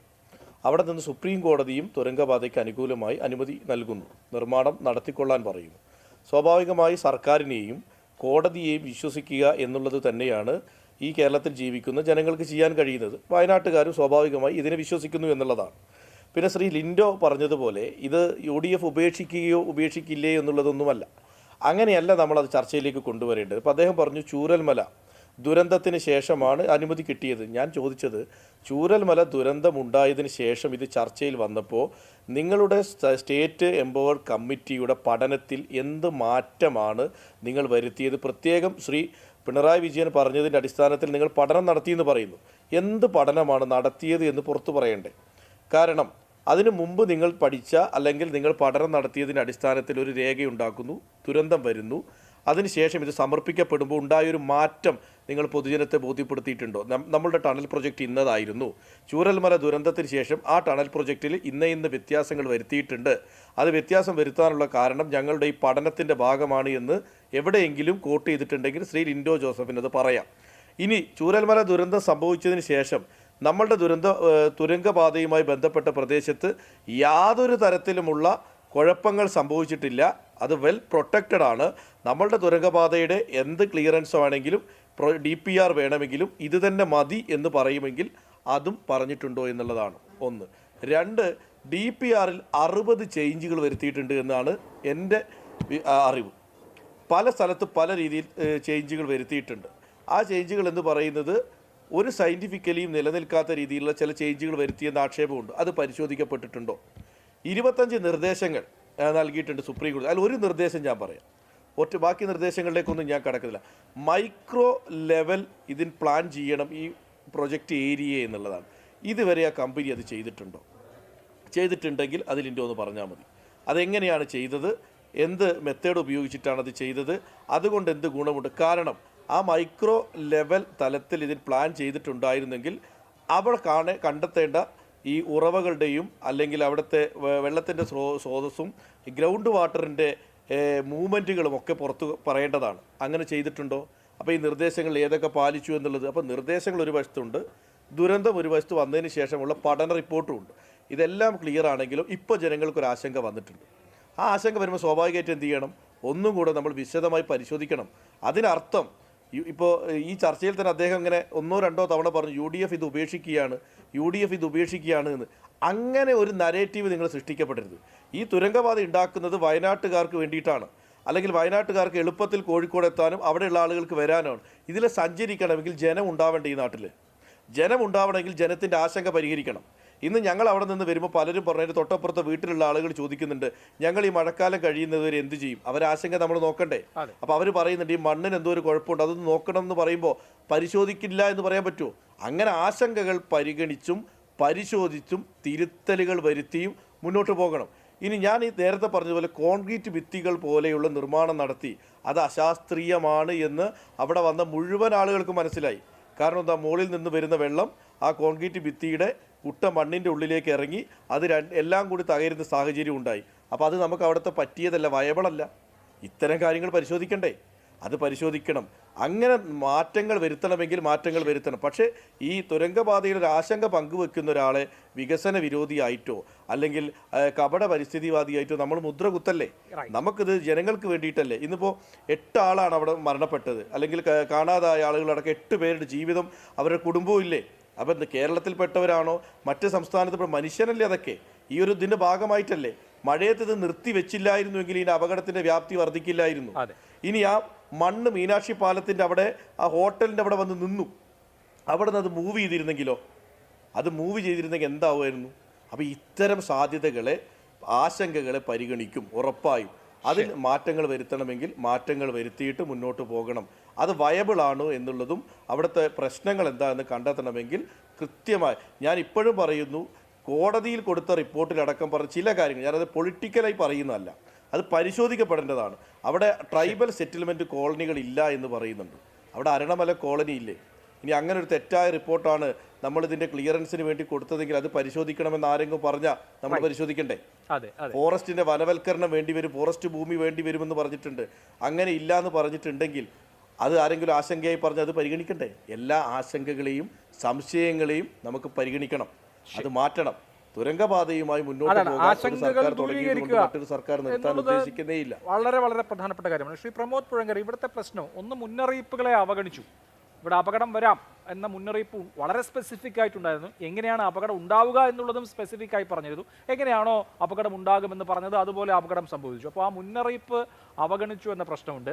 എന്തായാലും ജില്ലാ ഭരണകൂടം ഇടപെട്ടതുകൊണ്ട് ആ ജോലി അവിടെ നിർത്തിവെച്ചിരുന്നു, അല്ലെങ്കിൽ ഈ അപകടത്തിൻ്റെ വ്യാപ്തി ഇതിനേക്കാൾ വലുതാകുമായിരുന്നു. 2, നേരത്തെ തന്നെ നിർദ്ദേശിച്ചിരുന്ന മാനദണ്ഡങ്ങളും സുരക്ഷാ നിർദ്ദേശങ്ങളും പാലിച്ചിട്ടില്ല എന്നുള്ളതാണ്. മണ്ണ് ഏത് തരത്തിലുള്ള മണ്ണാണ് എന്ന് അറിഞ്ഞുകൊണ്ട്, ഇപ്പോൾ തുരങ്കം പലയിടത്ത് പണിത എക്സ്പെർട്ടൈസ് ഈ കമ്പനിക്ക് തന്നെ ഉണ്ടാകാം. പക്ഷേ ഇവിടുത്തെ ഭൂപ്രകൃതിയും മണ്ണിൻ്റെ നിലയും നിലവാരവും അതിതീവ്ര മഴയുടെ സാധ്യതയും എല്ലാം പരിഗണിച്ചുകൊണ്ടുള്ള നിർമ്മാണ പ്രവർത്തനമല്ല ഇവിടെ നടന്നത് എന്ന രണ്ടാമത്തെ വിമർശനവും അവിടെ നിൽക്കുകയാണ്. അപ്പോൾ ഇനിയുള്ള മുമ്പോട്ട് പോക്കിൽ എന്താണ് ചെയ്യാൻ കഴിയുക? ആദ്യത്തെ സർക്കാർ മാറി പുതിയൊരു സർക്കാർ വന്നു, പക്ഷേ സർക്കാരുകൾ തുടർച്ചയാണ്. പക്ഷെ ജനങ്ങളുടെ ആശങ്ക ദൂരീകരിക്കാൻ എന്താണ് ചെയ്യാൻ കഴിയുക? ജനങ്ങളുടെ ആശങ്ക ദൂരീകരിക്കുക മാത്രമല്ല, കേരളത്തിൻ്റെ പാരിസ്ഥിതിക പ്രത്യേകതകളെ കണക്കിലെടുത്തുകൊണ്ട് ഇപ്പോൾ ഈ ഇരട്ട തുരങ്കം പദ്ധതി നടപ്പാക്കുന്ന വയനാട്ടിലെ പാരിസ്ഥിതിക പ്രത്യേകതകളെ കണക്കിലെടുത്തുകൊണ്ട് അത് നിർത്തിവെക്കണം എന്നാണെങ്കിൽ അത് നിർത്തിവെക്കണം. നമ്മളിങ്ങനെ ഒരു പരിപാടി തുടങ്ങി എന്നുള്ളത് കൊണ്ട് അത് എന്തായാലും ഇനിയൊന്നും ചെയ്യാനില്ല എന്ന് പറഞ്ഞ് ഇപ്പോൾ മുന്നോട്ട് പോകേണ്ട കാര്യമൊന്നുമില്ല. വളരെ തെറ്റായ രീതിയിൽ പാരിസ്ഥിതിക അനുമതി നേടിയെടുത്തതും സുപ്രീം കോടതി അതിന് അംഗീകാരം കൊടുത്തു എന്ന് നമുക്ക് തോന്നുന്നുണ്ടെങ്കിൽ അത് പിന്നീട് പ്രായോഗികമായി തന്നെ മുന്നോട്ട് പോകുമ്പോൾ നേരിടുന്ന വലിയ ദുരന്തങ്ങളും അപകടങ്ങളും വന്നാൽ അത് പുനഃപരിശോധിക്കുകയും നിർത്തിവെക്കുകയും വേണം. എന്തുകൊണ്ടാണ് നിർത്തിവെക്കാൻ പറ്റാത്ത ഒരു അനിവാര്യമായ ദുരന്തത്തിലേക്കാണ് നമ്മൾ എടുത്തു ചാടിയേ പാടൂ എന്നുള്ളതൊക്കെ വളരെ തെറ്റായൊരു ഇതാണ്. ഇവിടെ നിരന്തരം പറഞ്ഞു കേൾക്കുന്നത് എന്ത് പരിശോധന വേണമെങ്കിലും നടത്താം, പിന്നെ നിർത്തിവെക്കരുത് എന്നാണ്. പരിശോധന നടത്തിയിട്ട് നിർത്തിവെക്കണമെങ്കിൽ നിർത്തിവെക്കുക തന്നെ വേണം. ഈ ഇരട്ട തുരങ്കപാത നടപ്പാക്കാൻ പാടില്ലാത്ത ഒന്നാണെന്നും അത് വയനാടിൻ്റെ പാരിസ്ഥിതിക പ്രത്യേകതകളെയും സവിശേഷതകളെയും കണക്കിലെടുക്കാതെ പരിസ്ഥിതിയുടെയും ജനങ്ങളുടെയും സുരക്ഷയെയും സുരക്ഷിതത്വത്തെയും കണക്കിലെടുക്കാത്തതും അതിനെ അപകടത്തിലാക്കുന്നതുമായ ഒന്നാണെന്നുമുള്ള നിരവധിയായ എതിർപ്പുകളും പഠനങ്ങളും വന്ന ഒരു ഘട്ടത്തിൽ കൂടിയാണ് ഇതിന് അനുമതി കൊടുക്കുകയും പണി തുടങ്ങുകയും ചെയ്തത്. ഇപ്പോൾ നേരത്തെ ഇവിടെ ശ്രീ ലിൻഡോ പറഞ്ഞ പോലെ ഉള്ള ഒന്നല്ല ഇവിടെ ഉന്നയിച്ച പല വസ്തുതകളും. അതായത് ഈ ആനത്താരയുടെയും ബാണാസുര ചിലപ്പിൻ്റെയും ഒക്കെ കാര്യത്തിലുള്ള പറഞ്ഞത് അത് കണക്കിലെടുത്തില്ല, അങ്ങനെയല്ല അത് പറഞ്ഞത്. അതിന് ശേഷം കൊടുത്തു, അനുമതി കിട്ടി, അങ്ങനെയുള്ള പ്രശ്നമല്ല. അത്തരത്തിലുള്ള നിർദ്ദേശങ്ങൾ പലപ്പോഴും പ്രായോഗികമല്ല. പ്രത്യേകിച്ച് ആനത്താരയുടെയൊക്കെ കാര്യത്തിൽ വിശദമായി എത്രയോ പഠനങ്ങളുണ്ട്. ഒരു എലിഫൻറ്റ് കോറിഡോർ നിങ്ങൾ ആർട്ടിഫിഷ്യലായിട്ട് വേറൊരു സ്ഥലമേറ്റെടുത്ത് നിർമ്മിക്കുക എന്നൊക്കെ പറയുന്നത് വളരെ ബുദ്ധിമുട്ടുള്ളൊരു സംഗതിയാണ്. അത് വേറൊരു ചർച്ചയാണ്. അതിപ്പോൾ ഈ സമയത്ത് നടത്താൻ പറ്റുന്ന ഒന്നല്ല. അത് വളരെ വിശദമായി തന്നെ എത്രയോ പഠനങ്ങളൊക്കെ വന്നിട്ടുള്ളൊരു കാര്യമാണ്. ഇനി അതവിടെ നിൽക്കട്ടെ, ഈ എന്താണ് സംസ്ഥാന സർക്കാർ പിണറായി വിജയൻ്റെ നേതൃത്വത്തിലുള്ള LDF സർക്കാരിൻ്റെ സ്വപ്ന പദ്ധതിക്ക് വേണ്ടി അവരെന്താണ് മറച്ചുവെച്ചതെന്നാണ് ആരോപണം. ഇത് ഒരു മണ്ണിടിച്ചിലിനും അതുപോലെ തന്നെ പാരിസ്ഥിതികമായ ദുരന്തത്തിനും സാധ്യതയുള്ള ഒരു ഒരു എൻവയോൺമെൻറ്റൽ ഫ്രജൈൽ സോണാണെന്നുള്ളതും ഇവിടെ മണ്ണിടിച്ചിലിനും ഉരുൾപൊട്ടലിനുള്ള വലിയ സാധ്യതകളുണ്ട് എന്നുള്ള വസ്തുത നിങ്ങൾ കേന്ദ്രത്തിൽ നിന്നുള്ള അനുമതി നേടിയെടുക്കുന്ന സന്ദർഭത്തിൽ മറച്ചുവെച്ചോ എന്നുള്ളതാണ് ചോദ്യം. മറച്ചുവെച്ചു എന്നുള്ളതാണ് ആരോപണം, അല്ലാതെ മറ്റുള്ള എല്ലാ സംഗതികളും മറച്ചുവെച്ചു എന്നല്ല. ഇത്തരത്തിൽ ഈ പദ്ധതിയുടെ നടത്തിപ്പും അതിൻ്റെ തുടക്കവും തന്നെ പാടില്ലാത്ത വിധത്തിലുള്ള ഒരു വലിയ പ്രശ്നത്തെ നിങ്ങളത് നടപ്പാക്കാനുള്ള അനുമതി കിട്ടുന്ന സമയത്തിൽ മറച്ചുവെച്ചോ എന്നുള്ളതാണ്. ഇനി ഇങ്ങനെ മറച്ചു വെച്ചില്ലെങ്കിൽ തന്നെ അനുമതി കൊടുക്കും കേന്ദ്ര സർക്കാർ എന്നുള്ള കാര്യത്തിലും വലിയ സംശയമൊന്നുമില്ല. കേന്ദ്ര സർക്കാരിന് പരിസ്ഥിതി സംരക്ഷണമൊന്നും മോദി സർക്കാരിന് വലിയ വിഷയമല്ല. പക്ഷേ CPIM-ൻ്റേത് അടക്കമുള്ള നിലപാടുകൾ എത്ര ഇരട്ടത്താപ്പാണ്. ഇപ്പോൾ ഗ്രേറ്റ് നിക്കോബാർ ഡെവലപ്മെൻറ്റ് പ്രോജക്റ്റിൽ CPM അതിനെ ശക്തമായി എതിർക്കുന്നത് അതിൻ്റെ ഡിസാസ്ട്രസ് ആയിട്ടുള്ള ഇക്കോളജിക്കൽ ഇമ്പാക്റ്റ് ഉണ്ട് എന്നുള്ളത് കൊണ്ടാണ്. പാരിസ്ഥിതികമായി വലിയ തോതിൽ ദുരന്തമുണ്ടാക്കുന്ന ഒന്നാണ് ആ പദ്ധതി എന്ന് പറഞ്ഞുകൊണ്ടാണ്. ആ പദ്ധതിക്ക് കേന്ദ്ര സർക്കാരിൻ്റെ അനുമതിയില്ലേ, പാരിസ്ഥിതിക അനുമതിയില്ലേ, എൻവയോൺമെൻറ്റൽ ഇമ്പാക്ട് അസസ്മെൻറ്റിൻ്റെയൊക്കെ പഠനങ്ങൾക്ക് ശേഷമുള്ള അനുമതിയില്ലേ. എല്ലാ അനുമതികളും കിട്ടുന്ന ഇത്തരം പദ്ധതികളും വളരെ മാനിപ്പുലേറ്റഡ് ആയിട്ടുള്ള അനുമതിയാണ് എന്നുള്ള ആരോപണവും ആ ആരോപണം CPM പോലും ഉന്നയിക്കുന്നുണ്ട്. അപ്പോൾ ഇവിടെ ഈ ഇരട്ട തുരങ്കപാതയുടെ കാര്യത്തിൽ മാത്രം അത് അങ്ങനെയല്ല എന്ന് പറയാൻ പറ്റില്ല.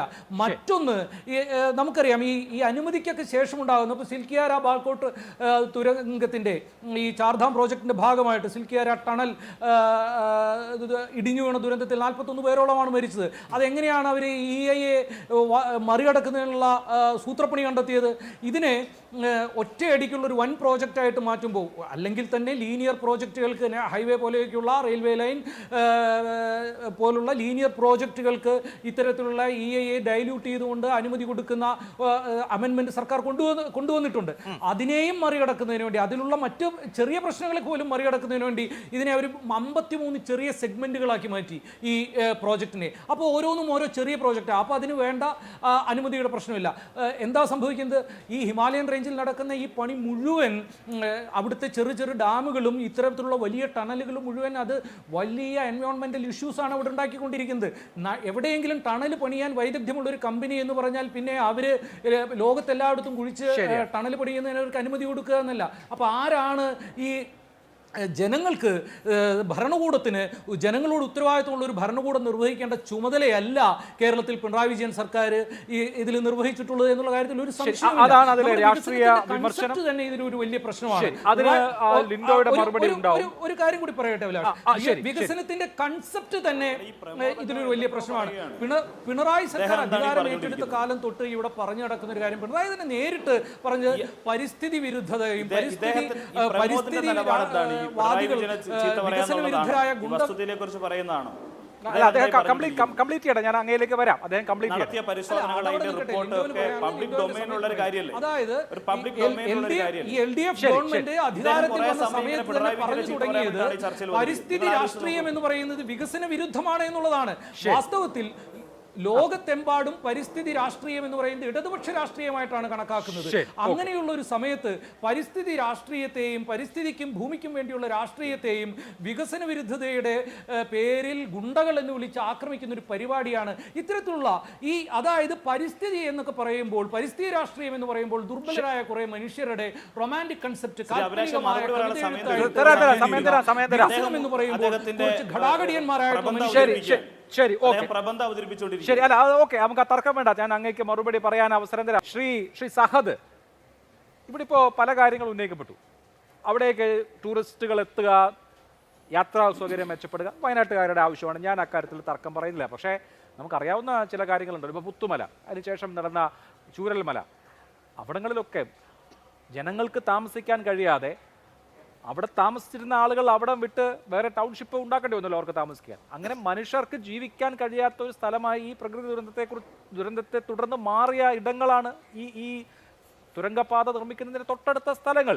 അപ്പോൾ അങ്ങനെയുള്ള ദുരന്തങ്ങൾ ഉണ്ടാവാതിരിക്കുക, ആ തരത്തിലുള്ള ദുരന്തങ്ങൾക്ക് തുടർച്ച ഉണ്ടാവാതിരിക്കുക, ജനങ്ങളുടെ ജീവൻ നഷ്ടപ്പെടാതിരിക്കുക എന്ന നിലയിലേക്ക് കൂടിയുള്ള പരിശോധന ആവശ്യമല്ലേ അവിടെ? ടൂറിസ്റ്റുകൾ വന്നാൽ മാത്രം പോരല്ലോ.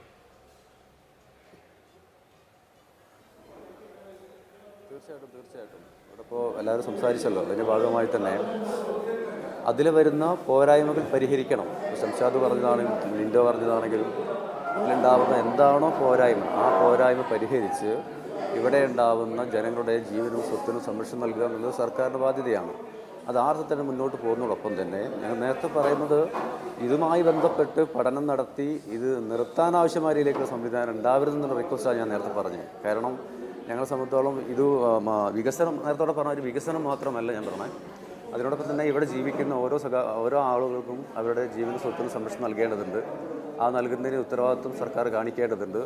ഇത് നമ്മളൊരു രാഷ്ട്രീയ ചർച്ചയായിട്ട് ഇതിനെ മാറ്റേണ്ടതില്ല. നിങ്ങൾ പറഞ്ഞ പോലെ തന്നെ മുണ്ടക്കൈയും അതുപോലെ ചൂരൽമലയും പുത്തുമലയും ഒക്കെ ആയിട്ട് 2018, 19, 20, 2004, അത് 2026 ഈ കാലഘട്ടത്തിലൊക്കെ ചെറുതും വലുതുമായിട്ടുള്ള ദുരന്തങ്ങൾ നടന്നിട്ടുണ്ട് ഈ ഭാഗങ്ങളിൽ, മേപ്പാടി പഞ്ചായത്തിനകത്ത്. പക്ഷേ അതെല്ലാം ഈ ഒരു ടണൽ നിർമ്മാണത്തിൻ്റെ ഭാഗമായിട്ടാണ് അവിടെ ഒരു ദുരന്തം നടന്നു എന്നുള്ളതിന് വ്യാഖ്യാനിക്കുന്നത് ശരിയല്ല.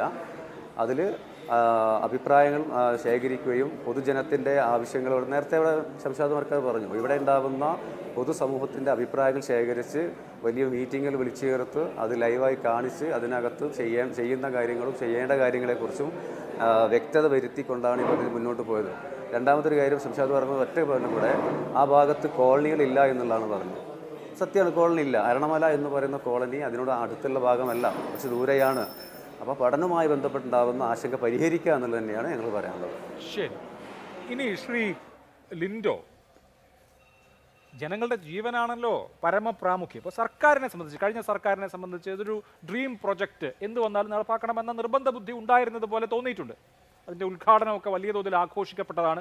താങ്കളുടെ നിയോജക മണ്ഡലത്തിൽ ആയിരുന്നു താനും. ഇവിടുത്തെ പ്രശ്നം ഇപ്പോൾ കേരളത്തിലെ സ്റ്റേറ്റ് എൻവയോൺമെൻറ്റൽ അപ്രൈസൽ സമിതിയുടെ റിപ്പോർട്ട് തന്നെ സർക്കാരിൻ്റെ നിർബന്ധ ബുദ്ധിയാൽ കിട്ടിയതാണെന്ന് ഞാൻ കേട്ടിട്ടുണ്ട്. രാഷ്ട്രീയ ഉപശാലകളിൽ അങ്ങനെയുള്ള വർത്തമാനങ്ങൾ, എന്ത് വന്നാലും ഇത് വേണം എന്ന നിലയിലുള്ള നിർബന്ധം ഉണ്ടായിട്ടുണ്ട് എന്നുള്ള മട്ടിൽ.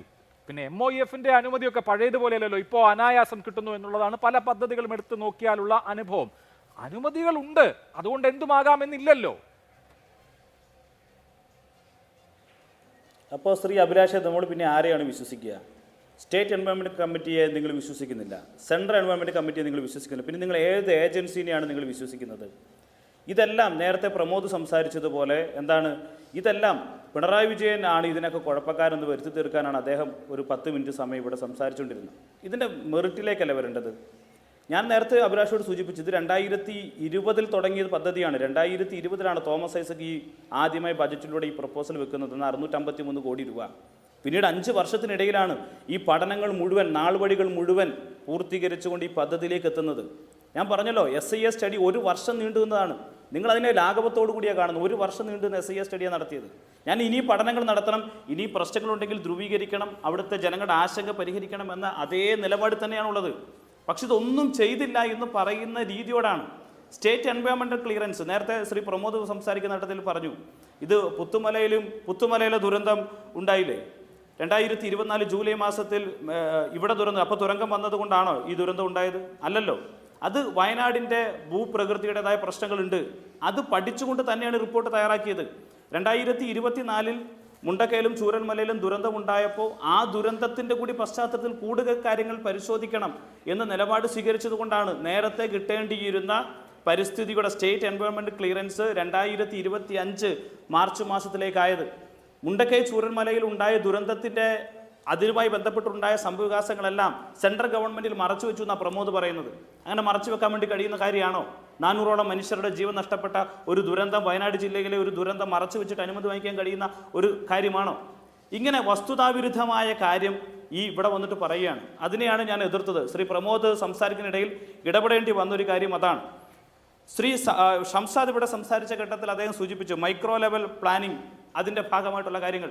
നിങ്ങളിപ്പോൾ ശ്രീ സഹദ് സംസാരിച്ചപ്പോൾ നിങ്ങൾ കേട്ടല്ലോ, അവിടെ നിർമ്മാണവും ബന്ധപ്പെട്ടുകൊണ്ട് ഞാൻ ഇവിടുത്തെ MLA എന്ന നിലയിൽ ഈ പ്രാദേശികവാസികളുടെ എത്ര യോഗത്തിൽ പങ്കെടുത്ത ആളാണെന്ന് നിങ്ങൾക്കറിയാമോ? നിങ്ങൾ നാട്ടിൽ ചോദിച്ചാൽ അറിയാം. ഓരോ 15 ദിവസം കൂടുമ്പോഴും ബന്ധപ്പെട്ട ഉദ്യോഗസ്ഥരും പ്രദേശവാസികളും അടുത്ത പഞ്ചായത്ത് മെമ്പറും പഞ്ചായത്ത് ജീവനക്കാരും ഉൾപ്പെടെയുള്ള ആളുകളെ പങ്കെടുപ്പിച്ചുകൊണ്ട് നിരവധിയായിട്ടുള്ള യോഗങ്ങൾ ചേർന്ന് ഓരോരോ 15 ദിവസം കൂടുമ്പോൾ അതിൻ്റെ മോണിറ്ററിംഗ് നടത്തിയിട്ടാണ് ഈ പദ്ധതി മുന്നോട്ട് കൊണ്ടുപോകുന്നത്. ബഹുമാനപ്പെട്ട മുഖ്യമന്ത്രി മാസത്തിൽ ഒരു തവണ ഇതിൻ്റെ റിവ്യൂ പരിശോധന നടത്തുമായിരുന്നു. ബഹുമാനപ്പെട്ട മുഖ്യമന്ത്രി അന്നത്തെ സഖാവ് പിണറായി വിജയൻ കേരളത്തിലെ മുഖ്യമന്ത്രി ആയിരിക്കുമ്പോൾ 30 പ്രൊജക്റ്റുകളാണ് അദ്ദേഹം നേരിട്ട് റിവ്യൂ നടത്തിയിരുന്നത്. അതിലൊന്നായിരുന്നു ആനക്കാമ്പിൽ കള്ളാടി മേപ്പടി തുരങ്കപാത. ഓരോ 30 ദിവസം കൂടുമ്പോഴും ഈ പദ്ധതിയുടെ റിവ്യൂ റിപ്പോർട്ട് കൃത്യമായി പരിശോധിക്കും. അതിൽ വന്ന കുഴപ്പങ്ങൾ പരിശോധിക്കും, എന്താണ് എന്നുള്ളത് പരിശോധിക്കും. അങ്ങനെ ഈ പദ്ധതി മുന്നോട്ട് കൊണ്ടുപോയത്. അത് ഇന്നലെയും മിനിഞ്ഞാന്നുമായിട്ട് പെട്ടെന്നൊരു ദിവസം 2025 ഓഗസ്റ്റ് മാസം 31 പിണറായി വിജയൻ വന്ന് പാറ തുറന്നിട്ട് ഉദ്ഘാടനം നടത്തിയതല്ല. 2020 തുടങ്ങിയതാണ്. അതിൻ്റെ നാൾവഴികൾ അത്രയുമുണ്ട്.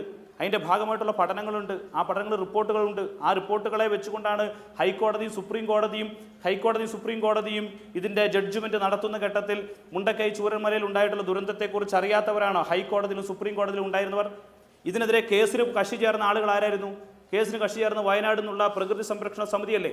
അവർ ഹൈക്കോടതിയിലും സുപ്രീം കോടതിയിലും ചൂണ്ടിക്കാട്ടിയില്ലേ ഈ മുണ്ടക്കൈ ചൂരന്മല ദുരന്തത്തെ സംബന്ധിച്ച്?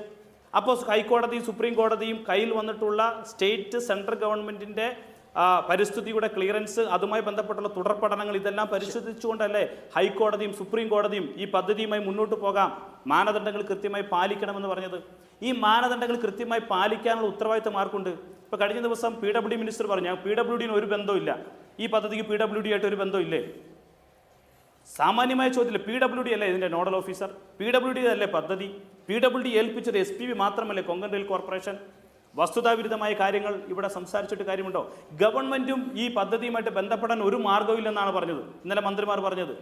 പൊതുജനത്തിന് മുന്നിൽ ശ്രദ്ധ തിരിച്ചുവിടാൻ കഴിയുന്ന രൂപത്തിൽ മനുഷ്യനിർമ്മിതമായത് എന്നൊരു പരാമർശം ഉണ്ടാവുകയും മനുഷ്യനിർമ്മിതമായിട്ടുള്ള ദുരന്തം എന്ന നിലയിൽ പരാമർശം കൊണ്ടുവരികയാണ്. അതാണ് ഞാൻ സൂചിപ്പിച്ചത്.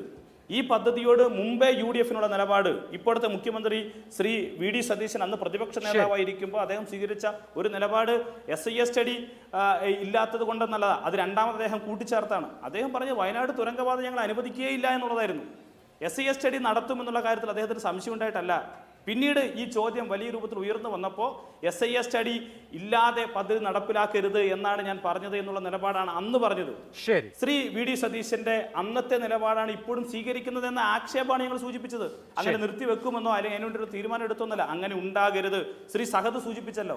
എന്തുകൊണ്ടാണ് വയനാട്ടിലെ ജനത അനുഭവിക്കുന്ന ദുരിതത്തെ നമ്മൾ കാണാതെ പോകുന്നത്? ശ്രീ പ്രമോദ് കുറേ കാര്യങ്ങൾ പറഞ്ഞു, കുറേ പദ്ധതികളെക്കുറിച്ച്. ഇതിനേക്കാൾ ഏറ്റവും ദുർഘടമായ മേഖലകളിലൂടെ ഇപ്പോൾ ഈ കേന്ദ്ര ഗവൺമെൻറ് വിവിധങ്ങളായിട്ടുള്ള പദ്ധതികൾ നടന്നുകൊണ്ടിരിക്കുകയാണ് അല്ലേ? ഹിമാലയത്തിലൂടെ നമുക്ക് എത്ര തുരങ്കപാതകൾ കടന്നു പോകുന്നുണ്ട്. ഇതിനേക്കാൾ പരിസ്ഥിതി ദുർബലമായ മേഖലയുടെ ഏതെല്ലാം നിലയിലുള്ള പദ്ധതികൾ നടന്നു പോകുന്നുണ്ട്. ഇതൊന്നും കാണാതെ വയനാട് ജില്ലയിലെ ചില നിക്ഷിപ്ത താല്പര്യത്തിന്റെ ഭാഗമായി ചില ആളുകൾ നടത്തുന്ന പ്രവർത്തനങ്ങൾക്കൊപ്പമല്ല നിൽക്കേണ്ടത് എന്ന നിലപാടാണ് ഞങ്ങൾ പറഞ്ഞത്. എന്നാൽ ഇപ്പോൾ ഉണ്ടായ ദുരന്തം, ആ ദുരന്തത്തിന്റെ ഭാഗമായിട്ടുണ്ടായിട്ടുള്ള കാര്യങ്ങളിൽ സംസ്ഥാന ഗവൺമെന്റ് കൂടുതൽ പഠനത്തിന് തയ്യാറാവുന്നുണ്ടോ? നല്ലത്. സംസ്ഥാന ഗവൺമെന്റ് കൂടുതൽ പരിശോധനകൾക്ക് വിധേയമാക്കുന്നുണ്ടോ? നല്ലത്. എല്ലാം പരിശോധിച്ച് ഉറപ്പിച്ച് തന്നെ പദ്ധതിയുമായി മുന്നോട്ട് പോയാൽ മതി. അല്ല എന്ന് ഞങ്ങൾ പറയുന്നതേയില്ല. ഇവിടെ വീഴ്ച സംഭവിച്ചത് ആർക്ക്? ഇപ്പോൾ നിങ്ങൾ സൂചിപ്പിച്ചല്ലോ, ഞാൻ കാണിച്ചു തരാം. ഒന്നാം പിണറായി വിജയൻ, ഇതൊന്ന് സൂം ചെയ്ത് കാണിക്കാൻ പറ്റുമെങ്കിൽ കാണിച്ചാൽ നല്ലതാണ്. ഇത് 8/10/2025 ഒരു വില്ലേജ് ഓഫീസർ അവിടുത്തെ കമ്പനിക്ക് കൊടുത്തിട്ടുള്ള ഒരു ഇതാണ്, സ്റ്റോക്ക് മെമ്മോയാണ്. മണ്ണ് ഡംപ് ചെയ്യുന്നതുമായി ബന്ധപ്പെട്ടുകൊണ്ട് കൊടുത്തിട്ടുള്ള സ്റ്റോക്ക് മെമ്മോയാണ് 2025. ഇപ്പോൾ ഇവിടെ പറയുന്നുണ്ടല്ലോ, മണ്ണ് എടുത്തു മാറ്റാൻ വേണ്ടി ഞങ്ങൾ പറഞ്ഞു 17 ദിവസം കഴിഞ്ഞിട്ടും 20 ദിവസം കഴിഞ്ഞിട്ടും നടന്നില്ല എന്ന്. ഒരു വില്ലേജ് ഓഫീസർക്ക് ഈ പദ്ധതിയുടെ പ്രദേശത്ത് പോയി ഒരു സ്റ്റോപ്പ് മെമ്മോ കൊടുക്കാൻ വേണ്ടി കഴിയുന്ന ഒരു സാഹചര്യം കഴിഞ്ഞ LDF ഗവൺമെൻറ്റിൻ്റെ കാലത്തുണ്ടായിരുന്നുവെങ്കിൽ, ജില്ലാ കളക്ടർ പോയിട്ടും അവിടെ പദ്ധതി ഇവർ പറഞ്ഞ കാര്യങ്ങൾ നടപ്പിലാക്കാൻ കഴിഞ്ഞിട്ടില്ലെങ്കിൽ ആരുടെ പിടിപ്പുകേടാണ്? ആ പിടിപ്പുകേടിനെ കുറിച്ചല്ല ചർച്ച ചെയ്യേണ്ടത്. അത് ചർച്ച ചെയ്യാതെ വില്ലേജ് ഓഫീസർക്കും അവിടെ നിങ്ങൾ അന്വേഷിച്ച് നോക്ക്. ഈ DPL എന്ന് പറഞ്ഞ കമ്പനി അവിടെ മണ്ണെടുക്കുന്നതുമായി ബന്ധപ്പെട്ടുണ്ട് ജിയോളജി വകുപ്പിൻ്റെ സ്റ്റോപ്പ് മെമ്മോ ഉണ്ട്. എന്തിനാ? റോയൽറ്റി ഫീസ് അടയ്ക്കാത്തതിന് സ്റ്റോപ്പ് മെമ്മോ കൊടുത്തിട്ടുണ്ട്. അവിടുത്തെ പഞ്ചായത്ത് സ്റ്റോപ്പ് മെമ്മോ കൊടുത്തിട്ടുണ്ട്. പഞ്ചായത്ത് സെക്രട്ടറിനെ വിളിച്ചു ചോദിച്ചാൽ പഞ്ചായത്ത് സെക്രട്ടറി സ്റ്റോപ്പ് മെമ്മോ കൊടുത്തിട്ടുണ്ട്. ഇത് ഞാൻ പറഞ്ഞു വില്ലേജ് ഓഫീസർ, ഇത് എൻ്റെ കൈവശം ഉണ്ടായിരുന്നുകൊണ്ട് ഇത് കാണിച്ചതെന്ന് മാത്രം. വില്ലേജ് ഓഫീസർ കൊടുത്ത സ്റ്റോപ്പ് മെമ്മോയാണ്. ഇങ്ങനെ പഞ്ചായത്തിലെ സെക്രട്ടറിക്ക്, വില്ലേജ് ഓഫീസർക്ക്, ജിയോളജിസ്റ്റിന് സ്റ്റോപ്പ് മെമ്മോ കൊടുത്ത് ഈ പ്രവർത്തനങ്ങൾ പോരായ്കയുണ്ട് എന്ന് കഴിഞ്ഞ ഗവൺമെൻറ്റിൻ്റെ കാലത്ത് ഏറ്റവും റവന്യൂ വകുപ്പിലെ ഏറ്റവും താഴത്തെ ഉദ്യോഗസ്ഥനാണ് വില്ലേജ് ഓഫീസർ. LSD ഡിപ്പാർട്ട്മെൻറ്റിലെ ഏറ്റവും താഴത്തെ ഉദ്യോഗസ്ഥനാണല്ലോ പഞ്ചായത്ത് സെക്രട്ടറി എന്ന് പറയുന്നത്. ജിയോളജിസ്റ്റ് എന്ന് പറഞ്ഞാൽ ജില്ലാ തലത്തിലുള്ള ഉദ്യോഗസ്ഥൻ, അതിന് മുകളിൽ ഒരുപാട് കമ്മിറ്റികളുണ്ട്. ഈ ജില്ലാ തലത്തിലും ഏറ്റവും താഴെത്തട്ടിലുമുള്ള ഉദ്യോഗസ്ഥർക്ക് സ്റ്റോപ്പ് മെമ്മോ കൊടുത്ത ഒരു പദ്ധതിയുടെ ഭാഗമായിട്ടുള്ള നിർമ്മാണ പ്രവർത്തനങ്ങളെ നിയന്ത്രിക്കാൻ കഴിയുന്ന ഒരു സാഹചര്യം കഴിഞ്ഞ LDF ഗവൺമെൻറ് കാലത്തുണ്ടായിരുന്നുവെങ്കിൽ PWD സെക്രട്ടറിയും ജില്ലാ കളക്ടറും വന്നിട്ട് ഈ പദ്ധതിയുമായി ബന്ധപ്പെട്ട കാര്യങ്ങൾ കൃത്യമായി അതിന് പരിശോധന നടത്തി അത് ചെയ്യുന്നില്ല എന്ന് ഉറപ്പുവരുത്തിയപ്പോൾ കർശനമായ നിലപാട് സ്വീകരിക്കാത്ത ഏതുതരം വീഴ്ചയാണ്. ശരി, അതേക്കുറിച്ച് ഞാൻ ചോദിക്കാം. പക്ഷേ ഒരൊറ്റ ഇടവേള അത്യാവശ്യമായിട്ടുണ്ട്. ഇടവേളയ്ക്ക് ശേഷം എന്തുകൊണ്ട് അത് സംഭവിച്ചു എന്ന ചോദ്യം ഞാൻ ന്യായമായും ചോദിക്കാം. ശ്രീ ഷംഷാദ് മരിക്കാർ, ആ ചോദ്യത്തിനുള്ള ഒരു ഉത്തരം പ്രസക്തമാണല്ലോ. കാരണം വില്ലേജ് ഓഫീസർക്ക് സ്റ്റോപ്പ് മെമ്മോ കൊടുക്കാവുന്ന കാര്യമാണ് എങ്കിൽ കളക്ടർ അവിടെ ഉത്തരവിട്ടിട്ട് കളക്ടറുടെ ഉത്തരവ് പാലിക്കപ്പെട്ടിട്ടില്ല. കളക്ടറുടെ ഉത്തരവ് പാലിക്കപ്പെട്ടില്ലെങ്കിൽ 24 മണിക്കൂറിനകം ദുരന്ത നിവാരണ നിയമം അനുസരിച്ച് അവിടെ ആക്ട് ചെയ്യാം. ഒരാഴ്ച കഴിഞ്ഞു, 2 ആഴ്ച കഴിഞ്ഞു, ഒടുവിൽ ദുരന്തവും സംഭവിച്ചു. അല്ല ശ്രീ അഭിലാഷ്, ലിൻഡോ ഈ പറയുന്നത് വില്ലേജ് ഓഫീസർ അടക്കം സ്റ്റോപ്പ് മെമ്മോ കൊടുത്തൊരു പ്രൊജക്റ്റാണ് എന്നാണ് അവർ പറയുന്നത്. അതായത് ഈ കമ്പനി പ്രവൃത്തി തുടങ്ങിയത് മുതൽ അപ്പോൾ നിരന്തരമായിട്ട് എന്ത് ചെയ്യുന്നുണ്ട്, ഗുരുതരമായ വീഴ്ചകൾ വരുത്തുന്നുണ്ട് എന്നുള്ളതിൻ്റെ തെളിവാണത്. വില്ലേജ് ഓഫീസർ സ്റ്റോപ്പ് മെമ്മോ കൊടുക്കുന്നു, പഞ്ചായത്ത് സെക്രട്ടറി സ്റ്റോപ്പ് മെമ്മോ കൊടുക്കുന്നു, എല്ലാവരും സ്റ്റോപ്പ് മെമ്മോ കൊടുക്കണമെങ്കിൽ എന്താണ് ഇതവിടെ പാലിക്കപ്പെടുന്നില്ല എന്നുള്ളതാണ്. ഞാൻ ലിൻഡോനോട് ചോദിച്ച ചോദ്യം എന്ന് പറയുന്നത് സൂക്ഷ്മ ഭൗമശാസ്ത്ര പഠനം നിരീക്ഷണവും നടത്തിയിട്ടുണ്ടോ എന്നാണ്. അതിന് താങ്കൾ പറഞ്ഞ മറുപടി എന്താണ്? 15 ദിവസം കൂടുമ്പോൾ ലിൻഡോ മീറ്റിംഗ് വിളിക്കാറുണ്ട്, 30 ദിവസം കൂടുമ്പോൾ ശ്രീ പിണറായി വിജയൻ മീറ്റിംഗ് വിളിച്ചിട്ടുണ്ട് എന്നല്ല. അതല്ല, അവിടെ ഭൗമശാസ്ത്ര നിരീക്ഷണവും പഠനവും മൈക്രോ ലെവലിൽ നടത്തിയിട്ടുണ്ടോ എന്നുള്ളതാണ്. അങ്ങനെ നടത്തിയിട്ടുണ്ടെങ്കിൽ ഈ നീർച്ചാലുകൾ അവിടെ മൂടപ്പെട്ടത് കണ്ടെത്താമായിരുന്നു എന്നുള്ളതാണ്. ഇനി ഇതിനെ മോണിറ്റർ ചെയ്യാനൊരു സിസ്റ്റം ഉണ്ടല്ലോ ലിൻഡോ. എംപവേർഡ് കമ്മിറ്റി ഇല്ലേ, സ്റ്റേറ്റ് ലെവൽ നിങ്ങൾക്കൊരു കമ്മിറ്റി ഉണ്ടല്ലോ. ഈ പറയുന്ന നിർദ്ദേശങ്ങൾ അവിടെ പാലിക്കപ്പെടുന്നുണ്ടോ എന്ന് പരിശോധിക്കേണ്ട കമ്മിറ്റിയാണല്ലോ അത്. അവർ ഈ സമയത്ത് ഒന്ന് പരിശോധിച്ചിട്ടുണ്ടോ? ഈ മണ്ണ് എന്ന് പറയുന്നത് മെയ് മാസത്തിൽ അധികാരത്തിൽ വന്ന UDF ഗവൺമെന്റ് വന്ന് ഈ ജൂലൈ ആവുന്ന ഒരു മാസത്തിനുള്ളിൽ ഉണ്ടായ മണ്ണല്ല എന്ന് ലിൻഡോയ്ക്ക് അറിയാലോ. ലിൻഡോ തന്നെ പറയുന്നുണ്ട് 2025 പ്രവൃത്തി ആരംഭിച്ചു, ഞാൻ തന്നെ നിരന്തരം അവിടെ വന്ന് യോഗം കൂടി, ഞാൻ മാസത്തിൽ യോഗം കൂടി എന്ന്. അന്ന് മുതലുള്ള മണ്ണല്ലേ അത്. അപ്പോൾ അതുവരെ ഒരു കൊല്ലം ഇത് നീക്കം ചെയ്തില്ലല്ലോ. നിങ്ങൾക്ക് തന്ന നിർദ്ദേശത്തിൻ്റെ ഒരു ഭാഗം എന്താണ്? അവിടെ നിന്ന് വരുന്ന മണ്ണും ഖനനം ചെയ്ത് കിട്ടുന്ന മറ്റു പാറയുടെ അവശിഷ്ടങ്ങളും ശാസ്ത്രീയമായി സംസ്കരിക്കണം എന്നാണ്. അപ്പോൾ ഈ പ്രവൃത്തി തുടങ്ങിയിട്ട് ഈ ദുരന്തം ഉണ്ടാകുന്നത് വരെ ഇത് ശാസ്ത്രീയമായി സംസ്കരിച്ചില്ലല്ലോ. വില്ലേജ് ഓഫീസർ മെമ്മോ കൊടുത്താൽ നിർത്തുന്ന കമ്പനി എന്നാണല്ലോ ലിൻഡോ പറഞ്ഞത്. ലിൻഡോ 15 ദിവസം കൂടുമ്പോൾ മീറ്റിംഗ് വിളിച്ചപ്പോൾ ലിൻഡോ ഇത് കണ്ടില്ലായിരുന്നോ? മണ്ണടിഞ്ഞു കൂടിയിരിക്കുന്നതും അല്ലെങ്കിൽ പാറയുടെ അവശിഷ്ടമുള്ളതും ലിൻഡോ വയനാട്ടിൽ വന്നിട്ടുണ്ടല്ലോ. അപ്പോൾ ഗുരുതരമായ വീഴ്ച ഉണ്ടായിട്ടുണ്ട്. അതെവിടെയാണ്? ഇത് നടക്കുന്നത് വയനാട് ജില്ലയിലാണ്. ഞാൻ പറയാം, അതെ ലിൻഡോ കോഴിക്കോട് ജില്ലയിൽ കമ്മിറ്റി കൂടാറുണ്ട്. ലിൻഡോ ഇടയ്ക്കിടയ്ക്ക് വയനാട് തുരങ്കപാത സന്ദർശിക്കാൻ വേണ്ടി മനസ്സിലായി. പറയട്ടെ, നിങ്ങളുടെ ഇപ്പോഴത്തെ മന്ത്രിയാണ് വയനാട് തുരങ്കപാത കോഴിക്കോട് തിരുവമ്പാടി MLA ആയിരുന്ന ലിൻഡോ 4-5 തവണ കള്ളാടിയിൽ വന്നല്ലോ. ഞാൻ കണ്ടിട്ടുണ്ടല്ലോ വീഡിയോ. അവിടെ അഭിവാദ്യം അർപ്പിക്കലുണ്ടായിരുന്നല്ലോ, അവിടെ പ്രകടന വിളി ഉണ്ടായിരുന്നല്ലോ. ലിൻഡോ മണ്ണ് കൂട്ടിയിട്ടത് കണ്ടില്ലായിരുന്നു. ഉത്തരവ് പ്രകാരം ശാസ്ത്രീയമായി പറഞ്ഞിട്ടുണ്ടോ?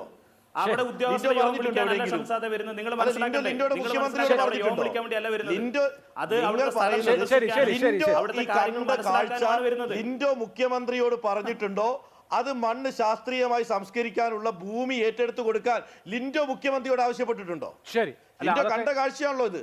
ലിൻഡോ തന്നെ വന്നിട്ടുണ്ട് 4-5 തവണ വീഡിയോ ഉണ്ട്. ലിൻഡോയ്ക്ക് ഒരു വാചകത്തിൽ പറയൂ. പറഞ്ഞോളൂ ശ്രീ ലിൻഡോ, പെട്ടെന്ന്. ശ്രീ ഷംസാദ്, നിങ്ങൾ മനസ്സിലാക്കേണ്ട ഒരു കാര്യം, ഞാൻ തിരുവമ്പാടി MLA ആണ്. എൻ്റെ പദ്ധതി പ്രദേശമായിട്ടുള്ളത് ആനക്കാമ്പൂരാണ്. കൽപ്പറ്റയിലെ MLA ഉള്ള സമയത്ത് എനിക്ക് അവിടെ വന്നിട്ട് മീറ്റിംഗ് വിളിക്കാൻ വേണ്ടി കഴിയില്ല. നിങ്ങൾ പ്രായോഗികമായി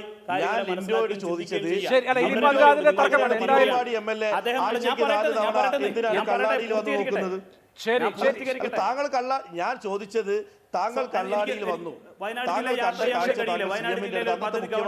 നടക്കുന്നിടത്ത് നിങ്ങൾ മനസ്സിലാക്കേണ്ട കാര്യം ഷംസാദെ, നിങ്ങൾ മനസ്സിലാക്കണം, പദവി അനുസരിച്ച് അവിടെ പോയി യോഗം വിളിക്കാനുള്ള അധികാരം പദ്ധതിയുമായി ബന്ധപ്പെട്ട് ആകെ നോക്കിയാൽ അതിൽ വലിയ പ്രസക്തിയൊന്നുമില്ല. എന്തായാലും ഈ പറഞ്ഞ തർക്കത്തിനപ്പുറത്ത് ആ പദ്ധതി സുരക്ഷിതമായി നടക്കാനുള്ള സാഹചര്യം ഒരുങ്ങട്ടെ, വീണ്ടും പഠനങ്ങൾ നടക്കട്ടെ, ഇപ്പോഴത്തെ പദ്ധതിക്ക് പോരായ്മകൾ ഉണ്ടെങ്കിൽ അത് തിരുത്തപ്പെടട്ടെ. വളരെ നന്ദി 4 പേർക്കും. സൂപ്പർ പ്രൈം ടൈം അവസാനിച്ചു. നമസ്കാരം.